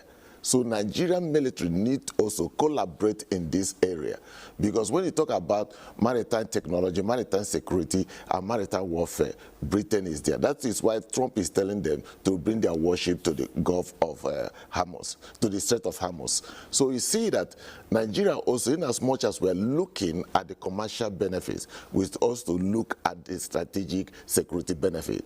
That is why you see that in 2004, Nigeria signed a sort of security and defense partnership. So this partnership should look also at the maritime area in terms of security. So in terms of the commercial aspect of the ports also, we need to decentralize the ports in different areas, because you see that in international politics, you don't concentrate your ports in one particular area, geographical area. You need to decentralize it. And that is the key important. That is why you see that in the conflict that is going on between Iran and Israel and its effect in Saudi Arabia, you see that Saudi Arabia is now using an alternative area to export its crude. So that shows you in strategic planning and diplomacy, you don't need to concentrate your ports in one particular location. That is why Nigeria needs to diversify to Port Harcourt, to Calabar, and even the one in Onitsha, and the dredging of River Niger also to extend to the north. These are also very relevant. Now, this will just bring the next question, because it gets interesting now that we're in this era of bilateral trade and agreements with the United Kingdom. Are there different ports in the United Kingdom that are connected to the hinterlands of the United Kingdom that facilitates trade, intrastate trade, and of course external trade? But it's a different narrative in the country, because we do not have sophisticated inland waterways that can allow my container that lands in Lagos for me to easily pick it up at Lokoja, or for me to easily pick it up in Kaduna without necessarily going to Lagos. How would this state visit possibly delve into some of these areas to expand trade using the inland waterways? Yeah, that is exactly what I'm trying to emphasize. Really explain it further. You see that the issue there is these inland waterways are also crucial in economic development. You see, transporting the goods from the ports through road is also expensive. But when you go through the hinterland, you see that you're reducing the cost. And these are certain things that we need to look at in this strategic planning, because everything is all this is all about strategy. How do you improve on your own economy, and how you improve on your political relevance? And that's why since the beginning of this discussion, I try to emphasize that industrial power is key to international diplomacy. And that is why this issue of maritime and ports facilities are very important. And that's why you see that this dredging of River Niger is also very strategic to Nigerian economic development, so that we can have the port that runs through Onitsha, through Lokoja, out to other areas, so that we can be able to interconnect. And also, we need to connect it to Niger Republic, so that we can be able to get comparative advantage in that respect. Because one thing about international security is that your neighbor must be dependent on you for certain facility in order to maintain relationship and security. So if you can extend it to Niger Republic, which is a landlocked area, it will also give us a strategic advantage within the region. All right, well said there. But let's take things in perspective now as we enter into the thick of discussions. For the first time in October 1960, Prime Minister Tafawa Balewa enunciated the 5 cardinal principles of what have been agreed to be the 5 cardinal principles of Nigeria's foreign policy. The first was that Nigeria would respect the legal equality of all states in international relations. Nigeria would not be involved in anything that has to do with interference in the internal affairs of neighboring states and any other states across the world. Also, Nigeria signed up in 1960 after independence not to join any of the East or the West bloc, either the Warsaw Pact or NATO, as the Cold War heightened in international politics in the era. The fourth that Nigeria signed up was that Nigeria would explore every opportunity of multilateralism, international organizations, to advance its cause as a new state in international politics, and Afrocentrism, which states that Africa will be the centerpiece of Nigeria's foreign policy dominated the statements made by Prime Minister Sir Abubakar Tafawa Balewa on the floor of the United Nations in 1960, October 1960 to be precise. Now fast forward to 66 years after this was made by Prime Minister Tafawa Balewa, we're seeing President Bola Tinubu making this historic visit to the United Kingdom. Now, Prof, if you look at this statement and the relevance, the 5 cardinal principles still play a crucial role, or should we say would lead to positive outcomes in the visit of President Tinubu to the United Kingdom. Let's take a look at the Afrocentrism. Yeah, it still plays a role. You see that Africa is the centerpiece of Nigerian foreign policy, and you need to maintain friendly relations with your neighbors, which Nigeria have been sustaining even up to this period. But one other thing is that policies, international diplomacy is not static. It needs to be dynamic. Dynamic in the sense that you need to look into the variables within the region, at the domestic level, and also at the global level. So this visit now, we try to incorporate these 3 variables into one and make Nigeria more relevant in international politics. So you see that the visit of Tafawa Balewa to Britain, the state visit, gave Nigeria the status of giant of Africa. And this visit now, Nigeria need to reactivate that concept too, so that Nigeria will come back to its status as the giant of Africa, not only as a political giant, but also as an economic giant.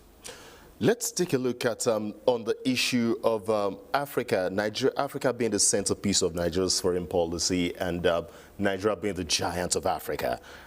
In different platforms, these have been issues of intellectual discussions because of the variables in terms of economic, military, human capital development, etc. But in 2026, when we consider what was obtainable in the 60s, when Nigeria emerged as a giant of Africa, leading decolonization in different areas on the continent, and in 2026 of modern realities that we have in our hands at the moment, is it fair enough to say Nigeria should still pursue these policies, or possibly explore the potential of soft power to still remain relevant and the giant of Africa? So you see that the materially friendly relations is an aspect of soft power diplomacy. And one thing that we need to do in Nigeria today, we need to maintain it, but expand it, just as you have mentioned. Because all these things talks about influence and attraction. How do you make a country attractive when you are talking about soft power diplomacy to other countries within the sub-region? Make your country more attractive, and at the same time extend your influence beyond the African continent. And that is why you see that this state visit is very, very remarkable, in the sense that when you look at other African countries that have been to Britain based on this state visit, Nigeria recorded 5. Other African countries are recording 3 and 1. Like South Africa, that is competing with Nigeria in terms of regional hegemony. You see, they only recorded 3. But today, Nigeria has made a history by making it 5. So in this context, Nigeria is still maintaining its status as the giant of Africa when you look at its diplomatic interaction with Britain. So in this focus, what we should be thinking of now is during the time of Tafawa Balewa to Babangida regime in 1989, during the first period, when you have Queen Elizabeth, the focus is on political influence. But now, in this era, the focus is on economic deals and interest. So when you look at the 2 dimensions now, you see that the ETIP and the Strategic Security and Defense Partnership is based on economic and security interests. That is the key thing in modern diplomacy today. Economic power and military strength that will give you leverage to negotiate from the point of strength and not from the point of weakness. So, and when you also look at this celebration, you see that the UK is displacing their traditional values. Look at the horses and all the stuff. It showed the influence of Britain in world politics as an empire and their tradition. And that is why when you look at the president and the first lady, you see they're also displaying the tradition of Nigeria based on their dressing. So that's why you have cultural diplomacy. So what is at play in this is an aspect of cultural diplomacy. How do you sell out your culture? Because once you sell out your culture, you are selling out the values of the country. And that's why this ceremony is very interesting, because it's a combination of culture and diplomacy. Well, Professor, well said. I'm sure we're still going to have enough time to look into so many areas about the relevance of Nigeria's foreign policy in the 21st century, in this day and age where it's more all about soft and economic power than the military might that we saw at the peak of the Cold War before the fall of the Berlin Wall, which was when we had the last state visit. Now, let's cross over from Abuja now to Windsor Castle out there in London, and my colleague Adeni Taiwo is outside of the castle. Adeni, it's a great day to be in Nigeria, and this is not something that we'll see very often. The first one in 37 years, and President Tinubu has been able to make this state visit to the United Kingdom to meet the sovereign, the monarch there. Tell us your experience so far and what the reaction has been. Thank you, Ayodeji, and welcome to Windsor Castle.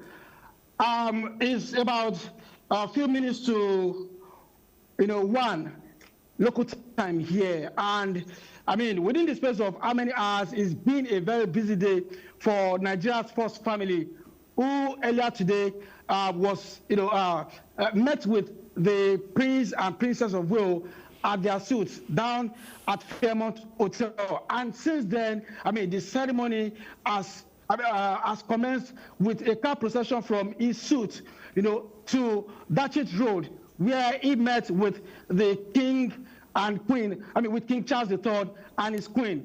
And after that, you know that he rode on a carriage with the King, while the First Lady rode on another horse-drawn carriage with Queen Camilla. And a short while ago, the first family and, of course, the monarch here, had a grand reception at the main courtyard of Windsor Castle, where he also had the honor, the very first one for any Nigerian leader in the last 37 years, to inspect the guard of honor mounted by the Royal Guard.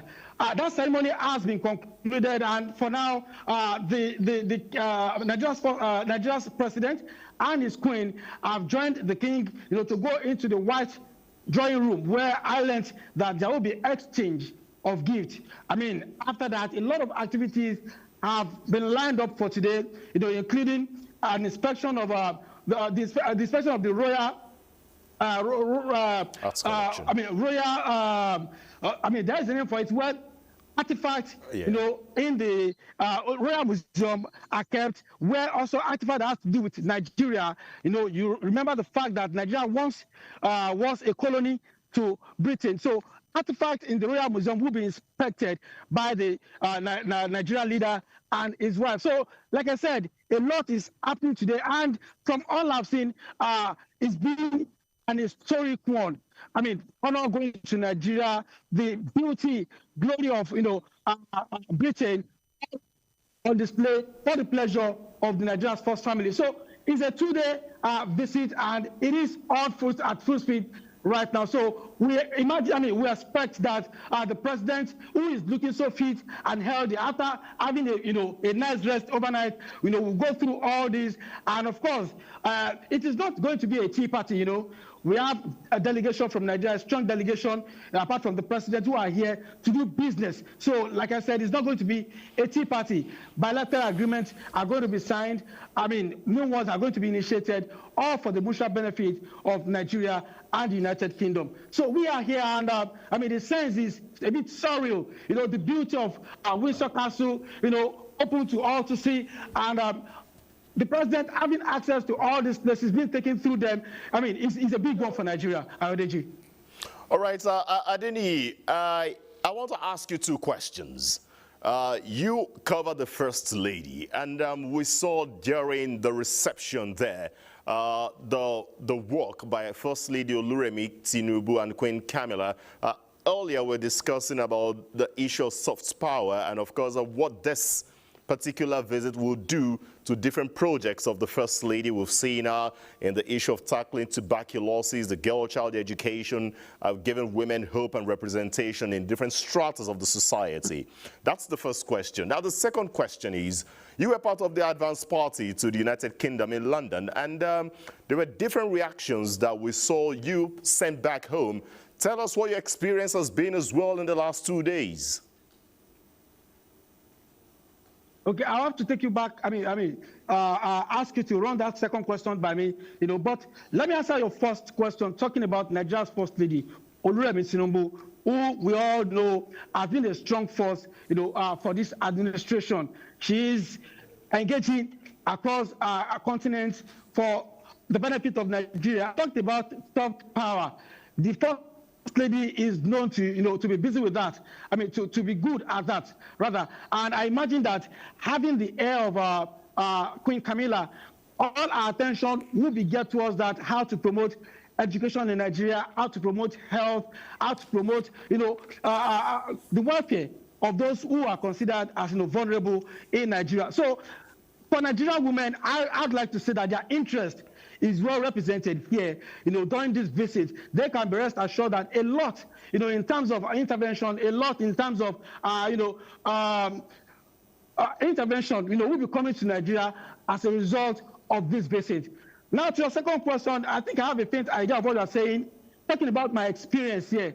Is that what you're asking me, Adeji? Well, what I want you to tell us is your experience in the last 2 days, because you've sent us different reactions from Nigerians there. And it's what we know. Anytime Nigerians see their compatriots who are coming in from Nigeria to different countries of the world, the reaction is always unique. So tell us what yours has been like in the last 2 days. Okay, in the last 2 days, for me, it's been 3 days actually. I came in as an advanced team, as part of the advanced team. It's been a wonderful experience. I've had to see, during the course of my movement, Nigerians who form a very large community in the United Kingdom, do what they know how to do best, going about their businesses. And the fact that their leader, President Bola Tinubu, is coming on a state visit is a good one for them. They are excited. Those who have been able to have shown me about what this will mean to them, how they will be seen, as a people. You understand? So they're excited, and the visuals that I sent to you, you would see that they are gathered, not very far from, the gate of the castle, waiting expectantly for the president before his arrival, and adorning,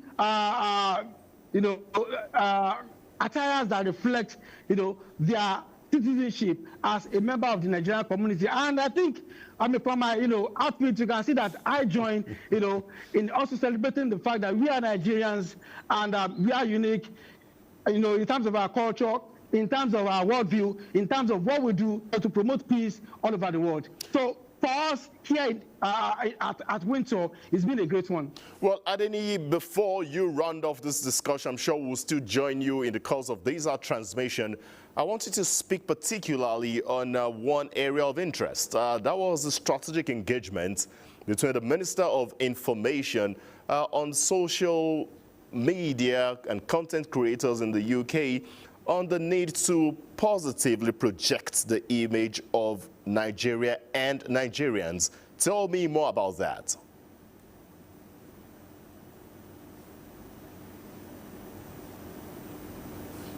I heard you talking about the Minister of Information. If I get it correctly, you are asking me about how this will promote Nigeria's culture. There was a strategic engagement.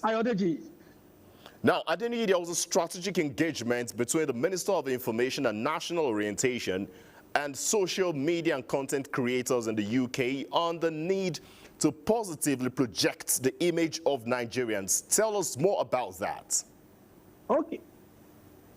Yeah, the very first thing I did when I came here was, to cover that particular engagement you're talking about, where we had the presidential media team meeting Nigerians who are in the media ecosystem and, of course, social media influencers here in the United Kingdom. And, of course, it was a good one. I mean, the interaction was permitted to say engaging because it was interactive.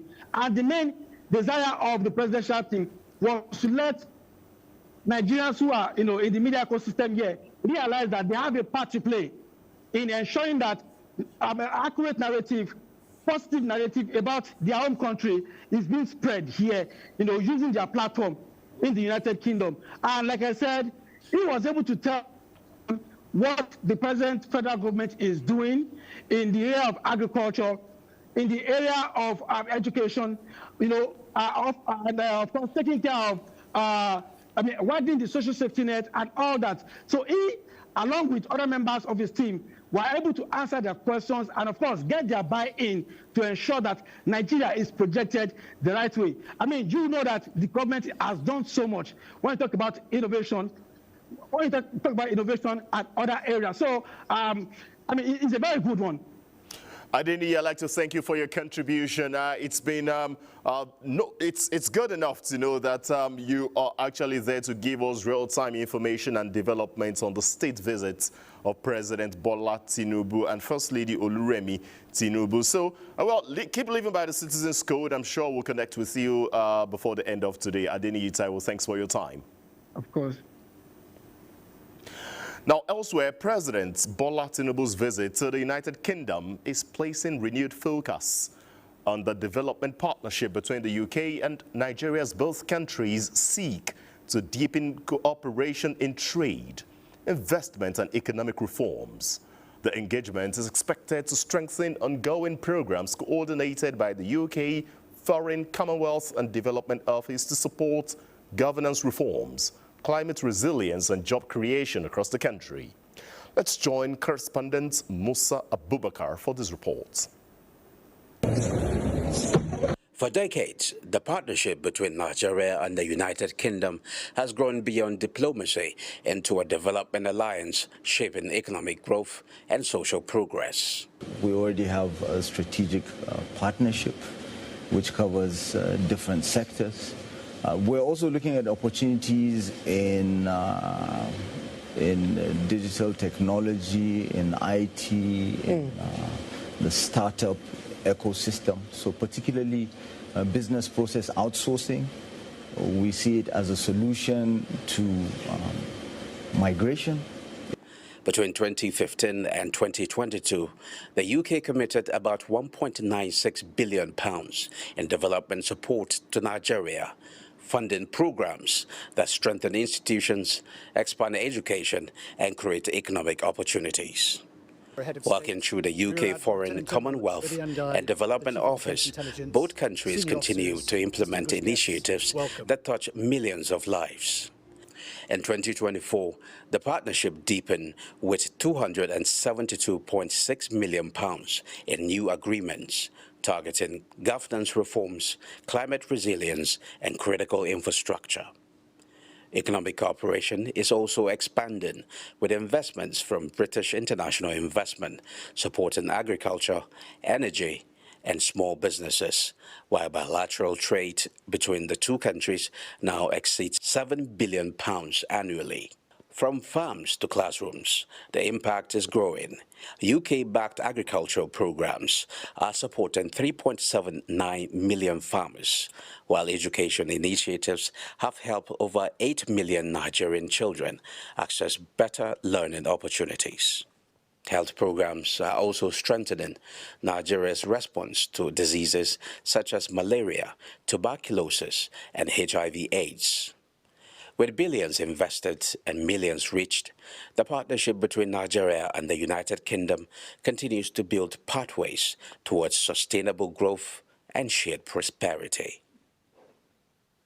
In Abuja, Musa Abubakar, NTA News. Right, Musa Abubakar of a Business Desk there, giving us some business perspectives to what we expect from the state visits of President Bola Tinubu to the United Kingdom, which is ongoing. And while that report was on for you to see, we're joined by Dr. Aliyu Elias, who is an is an economist and also a development expert. Thanks for your time and coming into our studio. Thank you for having me. Well, let me have your first impression of this state visit by President Bola Tinubu and what you've seen so far, particularly with that colorful reception at the Windsor Castle. Right, I think it's quite historic for us to have this after 37 years, and at this point in time we are going as a democratic government. It's a good opportunity for us to establish a lot of new relationship as it were to engender more development in Nigeria, be it in agro, fintech, different area aside from petroleum, because I think we are too much of oil and gas. So we should look at other areas so that we can actually diversify. And I also saw the entourage that actually went with the I think it's quite expected, because when you go to such, there must be different negotiation from different perspectives. So I think it's a good one for Nigeria, even for Africa at this point in time, because it's quite historic and it's a big opportunity to actually explore business opportunity and also call for more funds to investment in Nigeria. Now that you've laid a template, let me throw the next question to you. You talked about the need to really diversify the economy in terms of agreements that Nigeria would sign going into this. Now, with so many Nigerians out there in the United Kingdom, with at least 500,000 Nigerians legally residing in the United Kingdom and doing their businesses, how much of requests do you think the president will have on his table to really change the narrative? Because what we are made to believe is Nigerians in the diaspora want to come home, but they want some of these issues resolved. Right. So I think it's a good opportunity. I'm sure the president will engage them in different things, and it's good to listen to them so that he will be thinking or communicating, also dialoguing from their own perspective, because what they are saying is different from what we are here are saying. One, I think if you look at UK, it's like a second home. When you talked about people traveling to diaspora, we find it much more easier, much more convenient. Perhaps, remember they are colonial leader at a point in time. So I think at this point in time, we should do what will attract them to come and invest. Because if you look at our economy, especially looking at the naira, dollar, and pounds, as the case may be, we need a lot of diaspora investments coming to Nigeria. That would have helped us to make our naira more stronger. If you look at our foreign reserve now, we're hitting over $50 billion. I think it's a good one. So we need to do more. Also, we need to call them to come and invest in different areas in Nigeria, because once they are there, they can actually see what is going on there and bring it back home. However, home must also be comfortable, be attractive, for them to come in to actually invest in Nigeria. Well, it's really good to have the early thoughts from Dr. Aliyu Elias, an economist and also a development expert. But before he came into the studio, Professor Chigozie Enwerem was my company here, giving me different perspective to so many issues. Now, Prof, well, he's talked about so many things that we expect in terms of diversification that the president is going to do. But I wanted to take us back and give us, put a spotlight on this particular issue. For many years, there was actually nothing we were looking for in the United Kingdom that you couldn't find in Nigeria, in terms of human resources, in terms of education, and so many other things out there. But nowadays, there seems to be a very wide gap in terms of education. Before, Englishmen and women, academic, would come to Nigeria to come teach at the University of Ibadan, teach at the UNN in Nsukka, teach at the ABU in Zaria. But nowadays, we're having the best brains leave Nigeria to go teach in the United Kingdom, while it was the reverse. How do we possibly reverse this? Now, we need to look at the push factors of migration. And when we look at that, most of the key push factors are economic variables. And what makes UK attractive is because of the exchange rate. At the time you are talking about, you see that the exchange rate was almost at parity. Like, for instance, there was a time Nigerian currency has more value than the dollar. At that particular period, we are talking about self-sufficiency in development. That's when we are talking about in substitution policies, development planning. So, but now, you see that if the exchange rate of one country is lower, you see that it pushes migration to other countries. But even as at that, despite those challenges, you see that Nigeria educational system is still producing skilled manpower. And that is why you see that even as of today, Nigeria is exporting skill to Europe. Because you need to look at the social dynamics in Europe, particularly in UK. You see that the population of the youth in UK is at declining level, while the population of youth in Africa, particularly in Nigeria, is increasing. So we have, in terms of comparative advantage, we have that comparative advantage in terms of youth population. And that is why you see that most of Nigerians in UK, the youth population is higher, and they're contributing effectively to UK economy. UK needs Nigerian scale more than we need their scale at this particular level. Prof, I must say it must have been a very big temptation for you not to join the Japa syndrome when you consider the economic realities, because surely you still believe in the Nigerian dream that you can train the next generation, bring your wealth of experience, and also to really impact the next, the future leaders, not of tomorrow, of today. Let me come to you, Dr. Aliyu. Prof raised some very, very key issues in here in his analysis. Right. And that is the median age of the Nigerian population. Right. With well over 70%, if I'm correct with the statistics now, of Nigeria's population below the age of 18. That is something that calls for concern in terms of those who really want to invest in creativity, in innovation, and the rest. You are a development expert. What should be the recurring decimal now in the statistics of policymakers of the country, those that will be signing bilateral agreements on behalf of Nigeria with President Bola Tinubu out there to capture this demography in the development architecture of Nigeria moving forward, so that we can reduce the tendency of the Japa syndrome? Right. I think it's quite instructive. At this point in time, if you look at the future itself, it appears that UK actually now is having whole society, but with time, remember, our population here also is going to change at a particular point in time. But what should we do? The world is changing now. You know, it's a globalized community that sometimes you don't even need to travel. You only need to be skillful. You can be in your house. Once you are well skilled, you can work anywhere. So our lawmakers, our government should start thinking about how they can actually empower our people to meet the global demands. So by meeting the global demand, it simply means that they can now actually compete at any point in time. You know, when you are well skilled, you can be employed, engaged at any point in time. Then sometimes people traveling to diaspora, they are also blessed if they can actually well harness as a country. You know, we have seen different countries like India, like China, they've sent their people outside, encourage them to go outside. Then coming in, they came in with technology, you know, a lot of advancement that have now engendered development in their country. So our policymakers should look at it. How can we attract those people that are going to diaspora to come back? A good example, and the investment direction we must look at. If you look at the football in UK now, over 5% are Nigerians.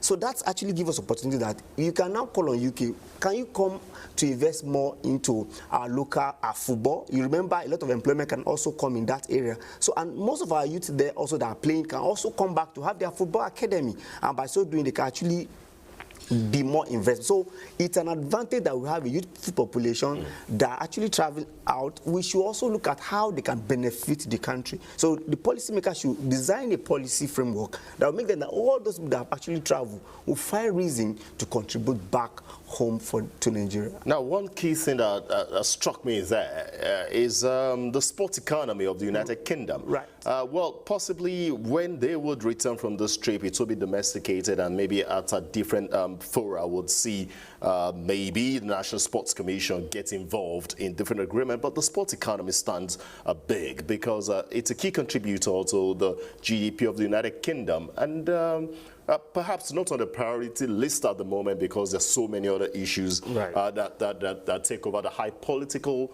exchange that we're having at the moment. But this is one thing that you cannot take away from the youthful population in Nigeria's sports.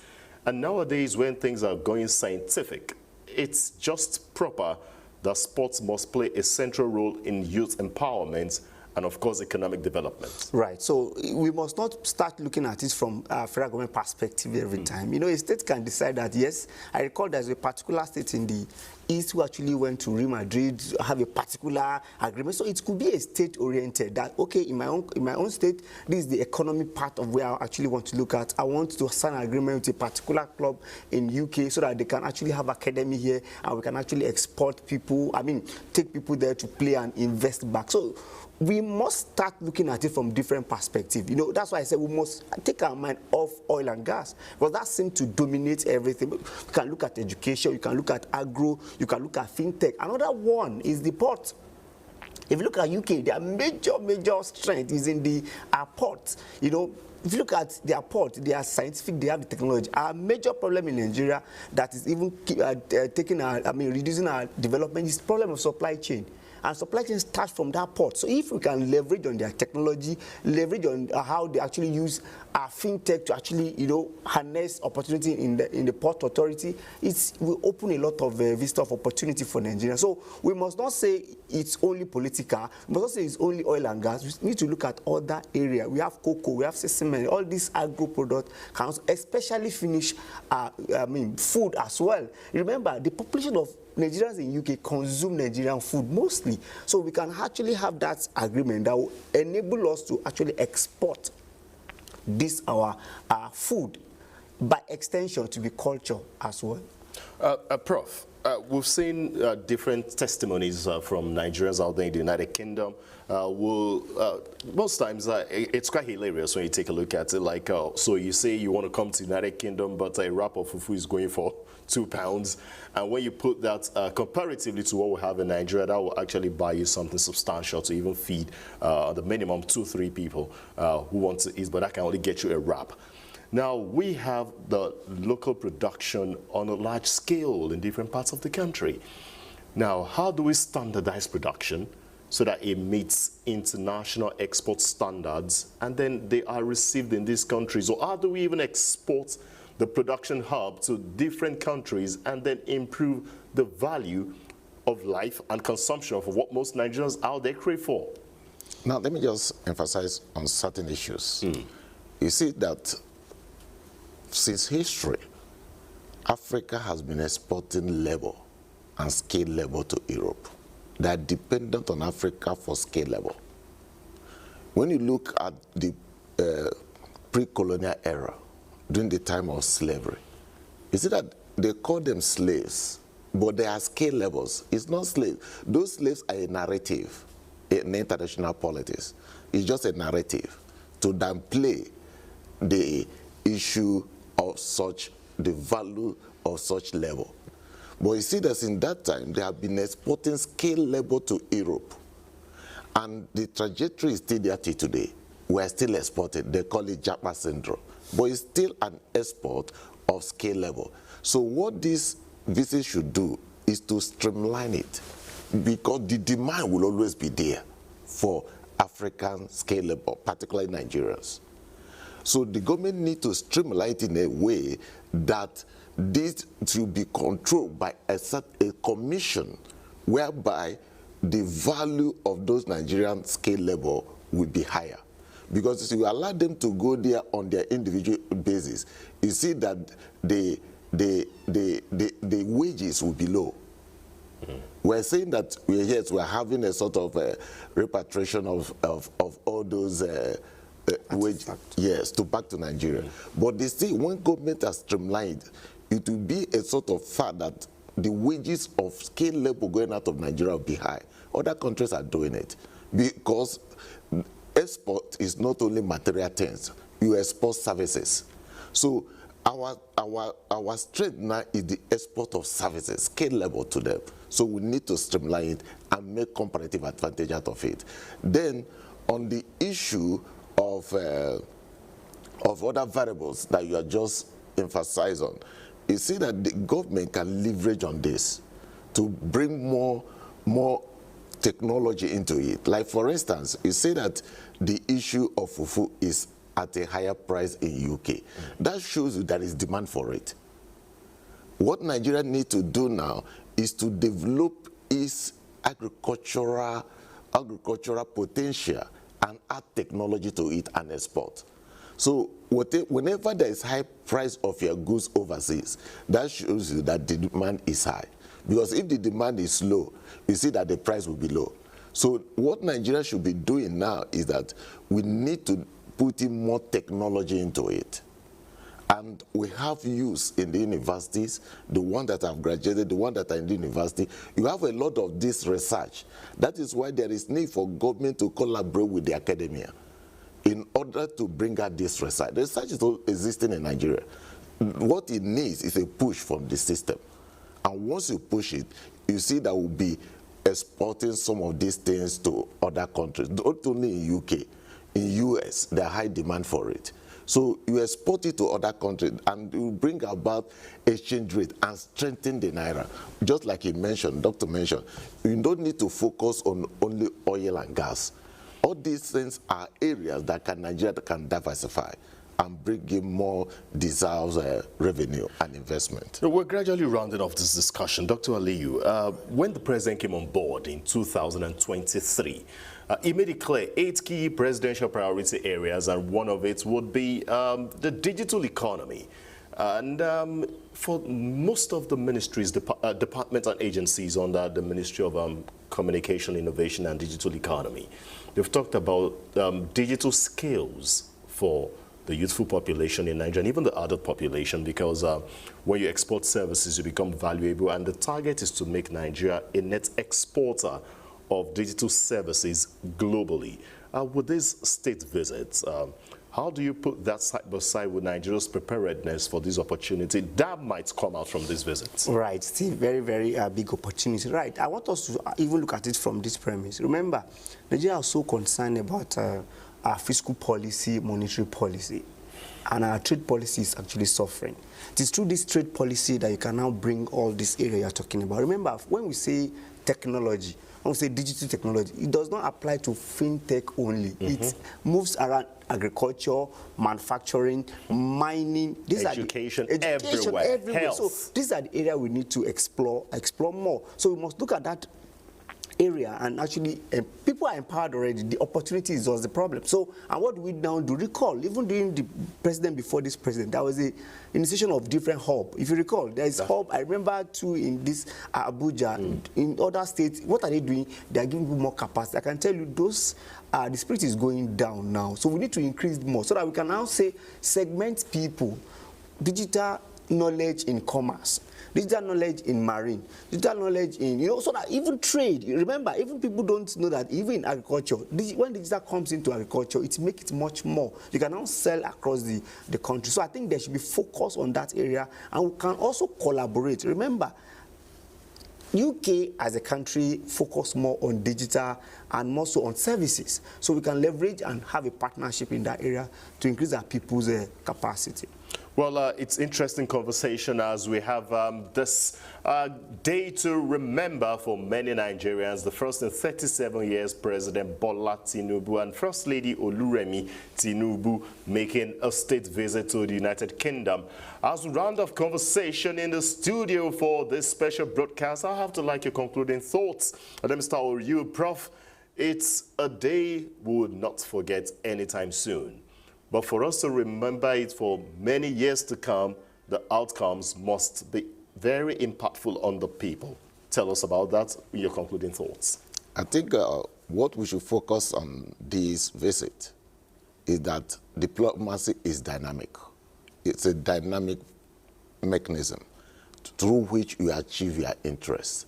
And those interests that we must achieve now is not signing so many MOUs, but rather MOUs that are achievable.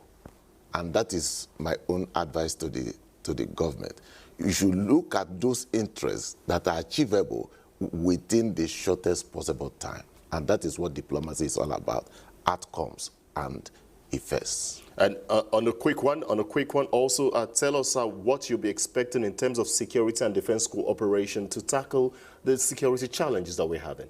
I think my own focus is this. You see that when we talk about digital economy, we are talking about issues of commerce. But the greatest industry in the world today is military industry, defense industry. And Nigeria should invest more in defense industry. One, it will increase our capacity in international system. It gives us more leverage to negotiate from a point of strength rather than from a point of weakness. And it also increase our exports. Thank you very much, Prof. I cannot thank you enough. And Doctor, it's been a good one. So many things to talk about. There will be different fallouts from this visit. But in the meantime, while we'll anticipate the signing of different agreements, what would be your concluding thoughts? Right. So first and foremost, I don't want it to be visit galore. That it will be for the optics only. After 37 years, we're able to achieve it. No, we should have our future determined right there in terms of the economy. So that's why I said we should make sure we look away from oil and gas and look at agro. Very, very important. Look at our ports.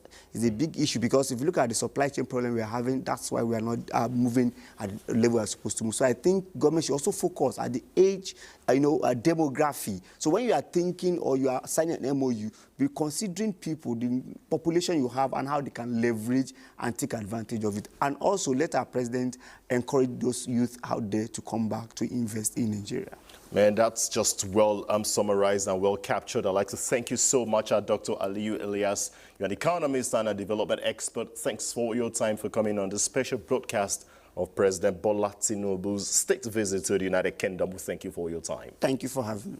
And Professor Chigozie Onwuarema has been a very good company in the studio, giving us a lot of hindsight, insight, and foresight when it comes to this particular situation that we'll find ourselves in. Nigeria is recalibrating and making things better when it comes to relationship with United Kingdom. Professor, thanks for your knowledge and expertise on this program. Thank you so much. Right, so this is the best time to be a Nigerian. Of course, Nigeria is reactivating and reawakening different frontiers of relationship with the United Kingdom with the first state visit of the Nigerian sovereign president, Bola Tinubu, the first in 37 years, to King Charles of England. I'm Ayodeji Makinde. That's been our broadcast for this moment. On behalf of the entire production crew, I'd like to thank you for your time. But remember, inputs will be coming at different instances, at different time of today, as we expect different stories and inputs to emerge from the Windsor Castle, where the president and First Lady Oluremi Tinubu are retreated into the inner chambers for further discussions on how to strengthen bilateral agreements.